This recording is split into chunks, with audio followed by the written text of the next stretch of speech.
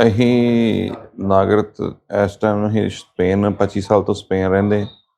ਮੈਂ ਅਤੇ ਮੇਰੀ ਵਾਈਫ ਆਪਣੇ ਬੱਚਿਆਂ ਦੇ ਨਾਲ ਅਸੀਂ ਇੱਥੇ ਵਾਪਸ ਪੰਜਾਬ ਸੈਟਲ ਹੋਣ ਲਈ ਆਪਣਾ ਬਿਜ਼ਨਸ ਸੈਟਅਪ ਕਰਨ ਲਈ ਆਏ। ਅਤੇ ਕੱਲ੍ਹ 2 ਦਿਨ ਪਹਿਲਾਂ ਅਸੀਂ ਇੱਥੋਂ ਘੁੰਮਣ ਵਾਸਤੇ ਜਿਹੜਾ ਵਾ ਉਹ ਡਲਹੌਜ਼ੀ ਗਏ ਸੀ। ਅਤੇ ਸਾਨੂੰ ਉਹਨਾਂ ਬੰਦਿਆਂ ਨੇ ਵੀ ਘੱਟੋ ਘੱਟ 100 ਤੋਂ ਪਲੱਸ ਬੰਦਾ ਇਕੱਠਾ ਹੋ ਕੇ ਜਿਹੜਾ ਵਾ ਉਹ ਖਜਾਰ ਜਗ੍ਹਾ ਜਿਹੜੀ ਇੱਕਦਮ ਅਟੈਕ ਕਰਤਾ ਸਾਡੇ 'ਤੇ। ਅਤੇ ਸਾਨੂੰ ਨਾ ਉਹਨਾਂ ਨੇ ਕੋਈ ਸਵਾਲ ਪੁੱਛਿਆ, ਨਾ ਕੋਈ ਗੱਲ ਕੀਤੀ। ਸਿਰਫ ਪੰਜਾਬੀ ਹੋਣ ਦੀ ਵਜ੍ਹਾ ਕਰਕੇ ਜਾਂ ਕੋਈ ਇਹੋ ਜਿਹੀ ਕੋਈ ਗੱਲ ਹੋਈ ਉਹਨਾਂ ਦੀ ਕਿਸੇ ਨਾਲ, ਅਤੇ ਸਾਨੂੰ ਉਹਨਾਂ ਨੇ ਬਹੁਤ ਜਿਹੜਾ ਵਾ ਉਹ ਮਾਰਿਆ ਵਾ ਸਿਰ ਵਿੱਚ ਮੇਰੇ। 2-3 ਦਿਨ ਮੈਂ ਕੋਮਾ 'ਚ ਰਿਹਾ। ਅਤੇ ਅੱਜ ਜਿਹੜਾ ਵਾ ਮੈਂ ਬਾਂਹ ਮੇਰੀ ਟੁੱਟੀ ਨਾਲੇ। ਅਤੇ ਮੇਰੀ ਵਾਈਫ ਨੇ ਵੀਡੀਓਜ਼ ਬਣਾਈਆਂ ਸੀ, ਉਹਨਾਂ ਨੇ ਪੁਲਿਸ ਨੇ ਉਹ ਵੀਡੀਓ ਜਿਹੜੀਆਂ ਸੀ ਉਹ ਡਿਲੀਟ ਕਰ ਦਿੱਤੀਆਂ। ਪੁਲਿਸ ਦੀ ਸੁਣਦੇ ਹੀ ਨਹੀਂ, ਇੰਨਾ ਹਜੂਮ ਹੀ ਇੰਨਾ ਜ਼ਿਆਦਾ ਹੈ। ਗੱਲ ਸਿਰਫ ਇਸ ਕਰਕੇ ਹੋਈ ਕਿ ਉਹ ਅਸੀਂ ਉੱਥੇ ਪਾਰਕਿੰਗ ਲਾਈ ਗੱਡੀ ਦੇ, ਸਿਰਫ ਉੱਥੇ ਕੋਈ ਉਹਨਾਂ ਦਾ ਪ੍ਰਧਾਨ ਸੀ, ਅਤੇ ਉਹ ਮੇਰੇ ਬ੍ਰਦਰ ਨੂੰ ਕਹਿ ਰਿਹਾ ਕਿ ਤੇਰੇ ਚਪੇੜਾ ਮਾਰਾਂਗਾ। ਤਾਂ ਮੈਂ ਉਹਨੂੰ ਇਹ ਨਹੀਂ ਗੱਲ ਕਿ ਚਪੇੜ ਕਿਉਂ ਮਾਰਾਂ, ਕਿਉਂ ਬਈ ਚਪੇੜ ਕਿਉਂ ਮਾਰੇਂਗਾ ਤੂੰ, ਮਤਲਬ ਗਲਤ ਕਿਉਂ ਬੋਲਦਾ ਵਾਂ, ਇੱਦਾਂ ਬੋਲਣਾ ਨਹੀਂ ਚਾਹੀਦਾ। ਅਤੇ ਉਸ ਬੰਦੇ ਨੇ 1 ਮਿੰਟ ਤੋਂ ਪਹਿਲਾਂ ਫੋਨ ਕਰਕੇ 100 ਤੋਂ ਵੱਧ ਬੰਦਾ ਇਕੱਠਾ ਕਰ ਲਿਆ। ਅਤੇ ਉਹ ਸਿਰਫ ਕੋਈ ਗੱਲ ਸੁਣਨੀ ਨਹੀਂ ਚਾਹੁੰਦੇ, ਇੱਦਾਂ। ਹਾਂਜੀ, ਅਤੇ ਇੰਨਾ ਕੁ ਅਟੈਕ ਕੀਤਾ ਸਾਡੇ 'ਤੇ ਕਿ ਪਤਾ ਨਹੀਂ, ਲੋਕ ਪਹਿਲਾਂ ਵੀ ਦੱਸ ਰਹੇ ਨੇ ਕਿ ਪੰਜਾਬੀਆਂ ਨੂੰ ਤਕਰੀਬਨ ਉੱਥੇ ਜ਼ਿਆਦਾ ਅਟੈਕ ਕਰ ਰਹੇ ਨੇ ਲੋਕ। ਅਤੇ ਮੈਂ ਵੀ ਇਹੀ ਗੱਲ ਕਹਿੰਦਾ ਕਿ ਕੋਈ ਪੰਜਾਬੀ ਵੀਰ ਜਾਵੇ ਨਾ ਉੱਧਰ ਨੂੰ, ਜਿਹੜਾ ਵਾ ਹਿਮਾਚਲ 'ਚ ਨਾ ਜਾਣ, ਕਿਉਂਕਿ ਹਿਮਾਚਲ 'ਚ ਲੋਕਾਂ ਦਾ ਜਿਹੜਾ ਵਾ ਆਪਣੇ ਪੰਜਾਬੀ ਲੋਕਾਂ ਨੂੰ ਜਿਹੜਾ ਵਾ ਉਹ ਕੁੱਟਮਾਰ ਕਰ ਰਹੇ ਸਭ ਇਕੱਠੇ ਹੋ ਗਏ।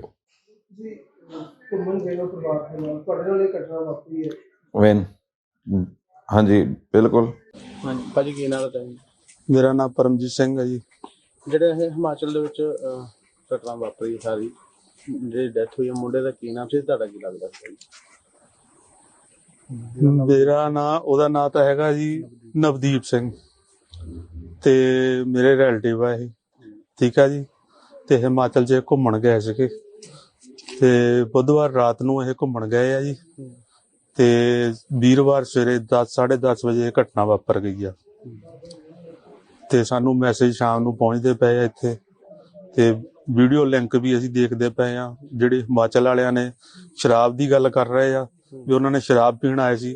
ਪਹਿਲੀ ਗੱਲ ਤਾਂ ਸਵੇਰੇ ਕੌਣ ਸ਼ਰਾਬ ਪੀਂਦਾ, ਠੀਕ ਆ ਜੀ। ਦੂਜੀ ਗੱਲ, ਸਾਡਾ ਜਿਹੜਾ ਮੁੰਡੇ ਦੀ ਡੈਥ ਹੋਈ ਉਹ ਸ਼ਰਾਬ ਨੂੰ ਹੱਥ ਵੀ ਨਹੀਂ ਲਾਉਂਦਾ ਸੀ। ਬਾਕੀ ਪੀਣ ਦੀ ਤਾਂ ਬਹੁਤ ਦੂਰ ਦੀ ਗੱਲ ਆ। ਤੇ ਸਾਨੂੰ ਨਹੀਂ ਸਮਝ ਆ ਰਿਹਾ ਕੀ ਹੋਏ ਭਣਾ ਇਹ ਉੱਥੇ ਵਾਪਰਿਆ, ਕੀ ਹੋਇਆ, ਕੀ ਇਹਨਾਂ ਨੇ ਹਿਮਾਚਲ ਵਾਲਿਆਂ ਨੇ ਬਹੁਤ ਮਾੜੀ ਘਟਨਾ ਕੀਤੀ ਹੈ। ਤੁਹਾਨੂੰ ਪਤਾ ਲੱਗਾ ਉਦਾਂ ਵੀ ਕਿੱਦਾਂ ਹੋਈ ਹੈ ਗੱਲ, ਦੱਸ ਰਹੇ ਕੁਛ? ਸਾਨੂੰ ਤਾਂ ਇਹੀ ਪਤਾ ਲੱਗ ਰਿਹਾ ਵੀ ਉਹ ਰੋਟੀ ਖਾਣ ਗਏ ਸੀ ਕਹਿੰਦੇ, ਕਿਉਂਕਿ ਉਹਨਾਂ ਦਾ ਜਦੋਂ ਰਾਤੀ ਫੋਨ ਗੱਲ ਤੇ ਹੋਈ ਆ, ਕਹਿੰਦੇ ਰੋਟੀ ਖਾਣ ਗਏ ਆ ਅਸੀਂ, ਤੇ ਉਹਨਾਂ ਨੇ ਗੱਲ ਨਹੀਂ ਸੁਣੀ, ਤੇ ਕਹਿੰਦੇ ਇੱਥੇ ਸ਼ਰਾਬ ਨਹੀਂ ਪੀਣੀ, ਕਹਿੰਦੇ ਅਸੀਂ ਸ਼ਰਾਬ ਪੀਣ ਨਹੀਂ ਆਏ, ਅਸੀਂ ਤਾਂ ਖਾਣ ਆਏ ਆ। ਤੇ ਫੇਰ ਪਤਾ ਨਹੀਂ ਉਹਨਾਂ ਦੀ ਕੀ ਆਪਸ 'ਚ ਬਹਿਸ ਹੋਈ ਆ, ਤੇ ਉਹ ਕਹਿੰਦੇ ਅਸੀਂ ਖਾਣਾ ਵੀ ਹੈ ਨਹੀਂ। ਜਦੋਂ ਉਹ ਕਹਿੰਦੇ ਅਸੀਂ ਖਾਣਾ ਵੀ ਹੈ ਨਹੀਂ ਕਹਿ ਕੇ ਅਸੀਂ ਤੁਰਨ ਲੱਗੇ ਤਾਂ ਸਾਨੂੰ ਧੱਕੇ ਮਾਰਨ ਲੱਗ ਪਏ, ਤੇ ਧੱਕਿਆਂ ਮਾਰਦੇ ਅਸੀਂ ਪੁੱਛਿਆ ਵੀ ਧੱਕੇ ਕਾਹਲੇ ਮਾਰਦੇ ਆ। ਬਸ ਉਦੋਂ ਬਾਅਦ ਉਹ ਹੱਥੋਂ ਪਾਈ ਤੇ ਉਤਰ ਆਏ ਤਾਂ ਸਾਡੇ ਮੁੰਡੇ ਤੇ ਕੁਛ ਮਾਰਿਆ। ਇਸ ਘਟਨਾ ਨੂੰ ਤੁਸੀਂ ਕਿਵੇਂ ਦੇਖਦੇ ਹੋ? ਇੱਕ ਪੰਜਾਬ ਦੇ ਵਿੱਚੋਂ ਲੜਕੇ ਆਪਣੇ ਬਾਕੀ ਫੈਮਿਲੀ ਦੇ ਨਾਲ ਵਿੱਚ ਸਿਆਣੇ ਬੰਦੇ ਵੀ ਸਾਗੇ ਘੁੰਮਣ ਫਿਰਨ ਗਏ ਹੋਏ ਆ, ਤੇ ਉੱਥੇ ਐਸੀ ਮਤਲਬ ਤੁਹਾਨੂੰ ਕੀ ਪਤਾ ਲੱਗਿਆ ਵੀ ਉੱਥੇ ਐਸੀ ਕਿਹੜੀ ਗੱਲ ਹੋ ਗਈ ਜਿਹੜੀ ਆਲੇ ਦੁਆਲੇ ਦੇ ਦੁਕਾਨਾਂ ਵਾਲੇ ਵੀ ਇਕੱਠੇ ਹੋ ਗਏ, ਟੈਕਸੀਆਂ ਵਾਲੇ ਵੀ ਇਕੱਠੇ ਹੋ ਗਏ, ਆਟੋ ਵਾਲੇ ਵੀ ਇਕੱਠੇ ਹੋ ਗਏ, ਤੇ ਬੜੀ ਬੇਦਰਦੀ ਨਾਲ ਕੁੱਟ ਕੇ ਤਾਂ ਬੱਚੇ ਦੀ ਮਤਲਬ।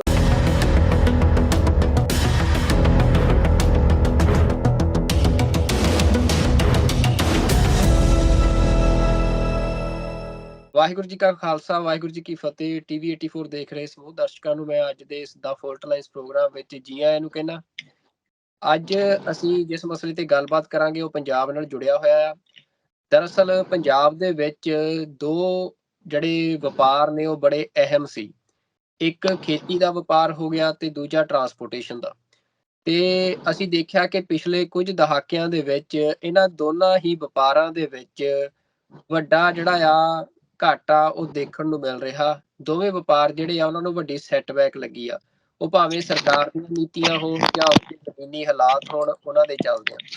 ਤਾਂ ਅਸੀਂ ਇਹਨਾਂ ਪੱਛਮੀ ਮੁਲਕਾਂ ਦੇ ਵਿੱਚ ਬੈਠੇ ਹਾਂ, ਤਾਂ ਅਸੀਂ ਇੱਥੇ ਵੀ ਦੇਖਦੇ ਹਾਂ ਕਿ ਭਾਵੇਂ ਅਮਰੀਕਾ, ਕੈਨੇਡਾ ਹੋਵੇ, ਇਹਨਾਂ ਮੁਲਕਾਂ ਦੇ ਵਿੱਚ ਜਿਹੜੀ ਟਰਾਂਸਪੋਰਟੇਸ਼ਨ ਆ ਉਸ ਦਾ ਆਰਥਿਕਤਾ ਦੇ ਉੱਤੇ ਬਹੁਤ ਵੱਡਾ ਅਸਰ ਹੈ।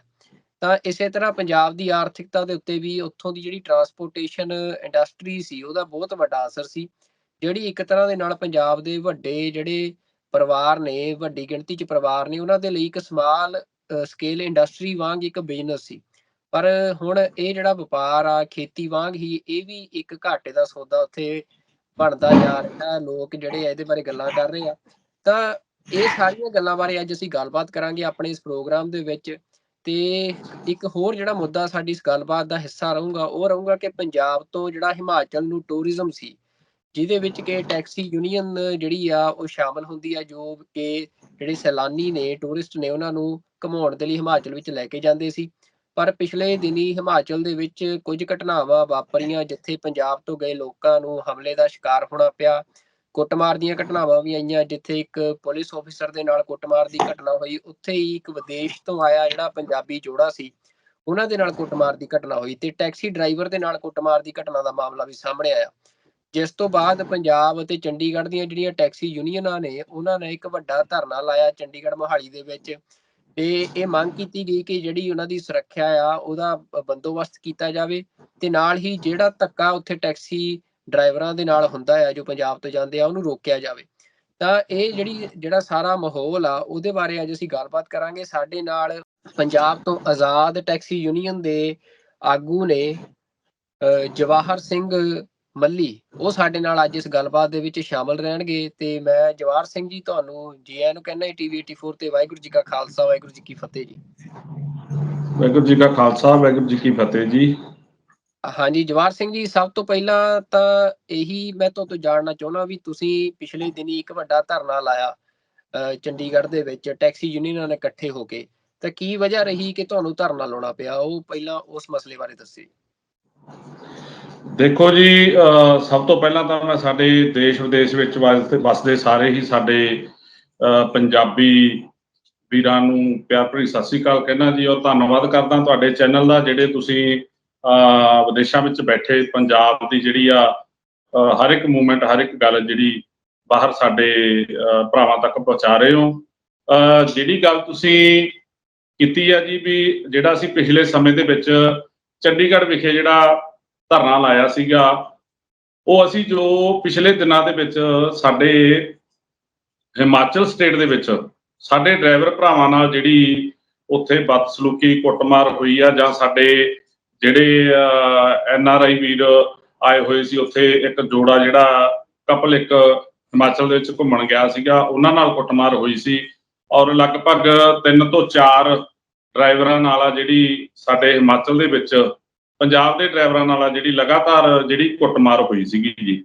ਔਰ ਉਹਦੇ ਵਾਸਤੇ ਜਿਹੜਾ ਇਹ ਅਸੀਂ ਇੱਕ ਰੋਸ ਪ੍ਰਦਰਸ਼ਨ ਜਿਹੜਾ ਚੰਡੀਗੜ੍ਹ ਵਿਖੇ ਸਾਡਾ ਪੰਜਾਬ, ਹਰਿਆਣਾ ਔਰ ਜਿਹਦੇ ਵਿੱਚ ਦਿੱਲੀ ਦੇ ਵੀ ਕੁਝ ਵੀਰ, ਰਾਜਸਥਾਨ ਦੇ ਵੀ ਕੁਝ ਵੀਰ ਜਿਹੜੇ ਸ਼ਾਮਲ ਹੋਏ ਸੀ, ਉਹ ਧਰਨਾ ਲਾਇਆ ਸੀ। ਤੇ ਕੀ ਮੰਗਾਂ ਕੀ ਸੀ ਤੁਹਾਡੀਆਂ ਉਸ ਧਰਨੇ 'ਚ? ਮਤਲਬ ਕੀ ਤੁਸੀਂ ਕੀ ਮੰਗਾਂ ਮੰਗ ਰਹੇ ਸੀ ਉਸ ਧਰਨੇ 'ਚ? ਮੰਗਾਂ ਸਰ ਜੀ, ਮੰਗਾਂ ਸਾਡੀਆਂ ਜਾਇਜ਼ ਮੰਗਾਂ ਸੀ ਜੀ, ਜੋ ਸਾਡੇ ਪੰਜਾਬ ਦੇ ਵਿੱਚੋਂ ਜਾਂ ਹੋਰ ਅਦਰ ਸਟੇਟ ਦੇ ਵਿੱਚੋਂ ਹਿਮਾਚਲ ਦੇ ਵਿੱਚ, ਖਾਸ ਕਰਕੇ ਪੰਜਾਬ ਦੀ ਤਾਦਾਦ ਆ ਜਿਹੜੀ ਜ਼ਿਆਦਾ ਰਹਿੰਦੀ ਆ। ਹਿਮਾਚਲ ਦੇ ਵਿੱਚ ਜਿਹੜੇ ਸਾਡੇ ਸੈਲਾਨੀ ਵੀਰ ਘੁੰਮਣ ਫਿਰਨ ਜਾਂਦੇ ਨੇ, ਉਹਨਾਂ ਨੂੰ ਲੈ ਕੇ, ਔਰ ਜਿਹੜੇ ਸਾਡੇ ਡਰਾਈਵਰ ਭਰਾ ਨੇ ਜੋ ਸਾਡੇ ਕਸਟਮਰਾਂ ਨੂੰ, ਸਾਡੇ ਕਲਾਇੰਟਾਂ ਨੂੰ ਜਿਹੜੇ ਲੈ ਕੇ ਹਿਮਾਚਲ ਦੇ ਵਿੱਚ ਜਾਂਦੇ ਨੇ, ਔਰ ਉਹਨਾਂ ਦੀ ਸੁਰੱਖਿਆ ਨੂੰ ਲੈ ਕੇ ਜਿਹੜੇ ਆ ਸਾਡੇ ਵੱਡੇ ਸਵਾਲ ਸੀਗੇ ਸਾਡੀ ਸਰਕਾਰ ਨਾਲ ਵੀ, ਸਰਕਾਰ ਤੋਂ ਵੀ, ਔਰ ਹਿਮਾਚਲ ਸਰਕਾਰ ਤੋਂ ਵੀ। ਕਿਉਂਕਿ ਅਕਸਰ ਹੀ ਦੇਖਿਆ ਗਿਆ, ਤੁਸੀਂ ਵੀਡੀਓ ਵਗੈਰਾ 'ਚ ਵੀ ਦੇਖਿਆ ਹੋਣਾ, ਵੀ ਇੱਕ ਟੈਕਸੀ ਡਰਾਈਵਰ ਜਿਹਨੂੰ ਉੱਥੋਂ ਦੇ ਜਿਹੜੇ ਲੋਕਲ ਲੋਕ ਨੇ, ਉਹ ਕਿਸ ਤਰ੍ਹਾਂ ਨਾਲ ਇਕੱਠੇ ਹੋ ਕੇ ਉੱਥੇ ਜਿਹੜੀ ਆ ਸਾਡੇ ਟੈਕਸੀ ਡਰਾਈਵਰ ਭਰਾਵਾਂ ਨਾਲ ਜਿਹੜੀ ਆ ਉਹ ਨਜਾਇਜ਼ ਜਿਹੜੀ ਕੁੱਟਮਾਰ ਕਰ ਰਹੇ ਆ, ਤੁਸੀਂ ਦੇਖਿਆ ਹੋਣਾ। ਕਿਉਂਕਿ ਅਸੀਂ ਸਰਕਾਰਾਂ ਕੋਲੋਂ ਇਹ ਮੰਗ ਕਰਦੇ ਆ ਵੀ ਸਾਡੀਆਂ ਜਿਹੜੀਆਂ ਕਮਰਸ਼ੀਅਲ ਗੱਡੀਆਂ, ਸਾਡੇ ਕੋਲੇ ਸਿਰਫ ਪੀਲੀ ਪਲੇਟ ਗੱਡੀ ਕਮਰਸ਼ੀਅਲ, ਜਿਹਨੂੰ ਅਸੀਂ ਕਮਰਸ਼ੀਅਲ ਵਾਹਨ ਕਹਿੰਦੇ ਆ, ਜੋ ਅਸੀਂ ਟੈਕਸ ਪੇ ਕਰਕੇ ਅਦਰ ਸਟੇਟ ਦੇ ਵਿੱਚ, ਆਪਣੀ ਸਟੇਟ ਦੇ ਵਿੱਚ ਵੀ ਅਸੀਂ ਟੈਕਸ ਪੇ ਕਰਦੇ ਹਾਂ ਔਰ ਅਦਰ ਸਟੇਟ ਦੇ ਵਿੱਚ ਵੀ ਅਸੀਂ ਜਿਹੜਾ ਹੈਗਾ ਕਈ ਤਰ੍ਹਾਂ ਦੇ ਜਿਹੜੇ ਅਸੀਂ ਟੈਕਸ ਪੇ ਕਰਕੇ ਜਾਂਦੇ ਹਾਂ। ਜਿਵੇਂ ਕਿ ਸਭ ਤੋਂ ਪਹਿਲਾਂ ਜਦੋਂ ਅਸੀਂ ਹਿਮਾਚਲ ਦੇ ਵਿੱਚ ਐਂਟਰੀ ਕਰਦੇ ਹਾਂ, ਉੱਥੇ ਅਸੀਂ ਡੇਲੀ ਵਾਈਜ਼ ਜਿਹੜਾ ਹੈਗਾ ਅਸੀਂ ਟੈਕਸ ਪੇ ਕਰਦੇ ਹਾਂ ਹਿਮਾਚਲ ਗਵਰਨਮੈਂਟ ਨੂੰ।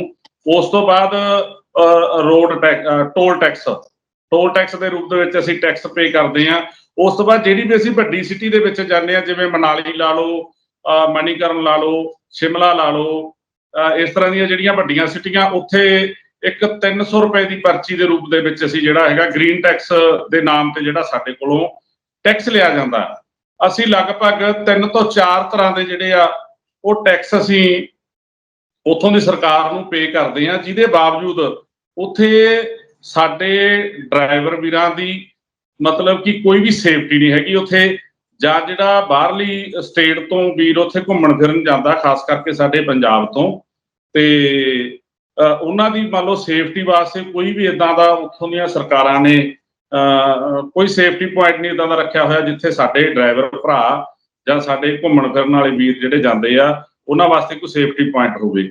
ਇਸ ਨੂੰ ਲੈ ਕੇ ਜਿਹੜੀਆਂ ਅਸੀਂ ਉੱਥੇ ਅਸੀਂ ਮੰਗਾਂ ਰੱਖੀਆਂ ਸੀਗੀਆਂ, ਜੋ ਅਸੀਂ ਪਿਛਲੇ ਮਹੀਨੇ 8 ਤਰੀਕ ਨੂੰ ਚੰਡੀਗੜ੍ਹ ਵਿਖੇ ਇੱਕ ਰੋਸ ਪ੍ਰਦਰਸ਼ਨ ਅਸੀਂ ਜਿਹੜਾ ਹੈਗਾ ਕੀਤਾ ਸੀ, ਧਰਨਾ ਲਾਇਆ ਸੀਗਾ।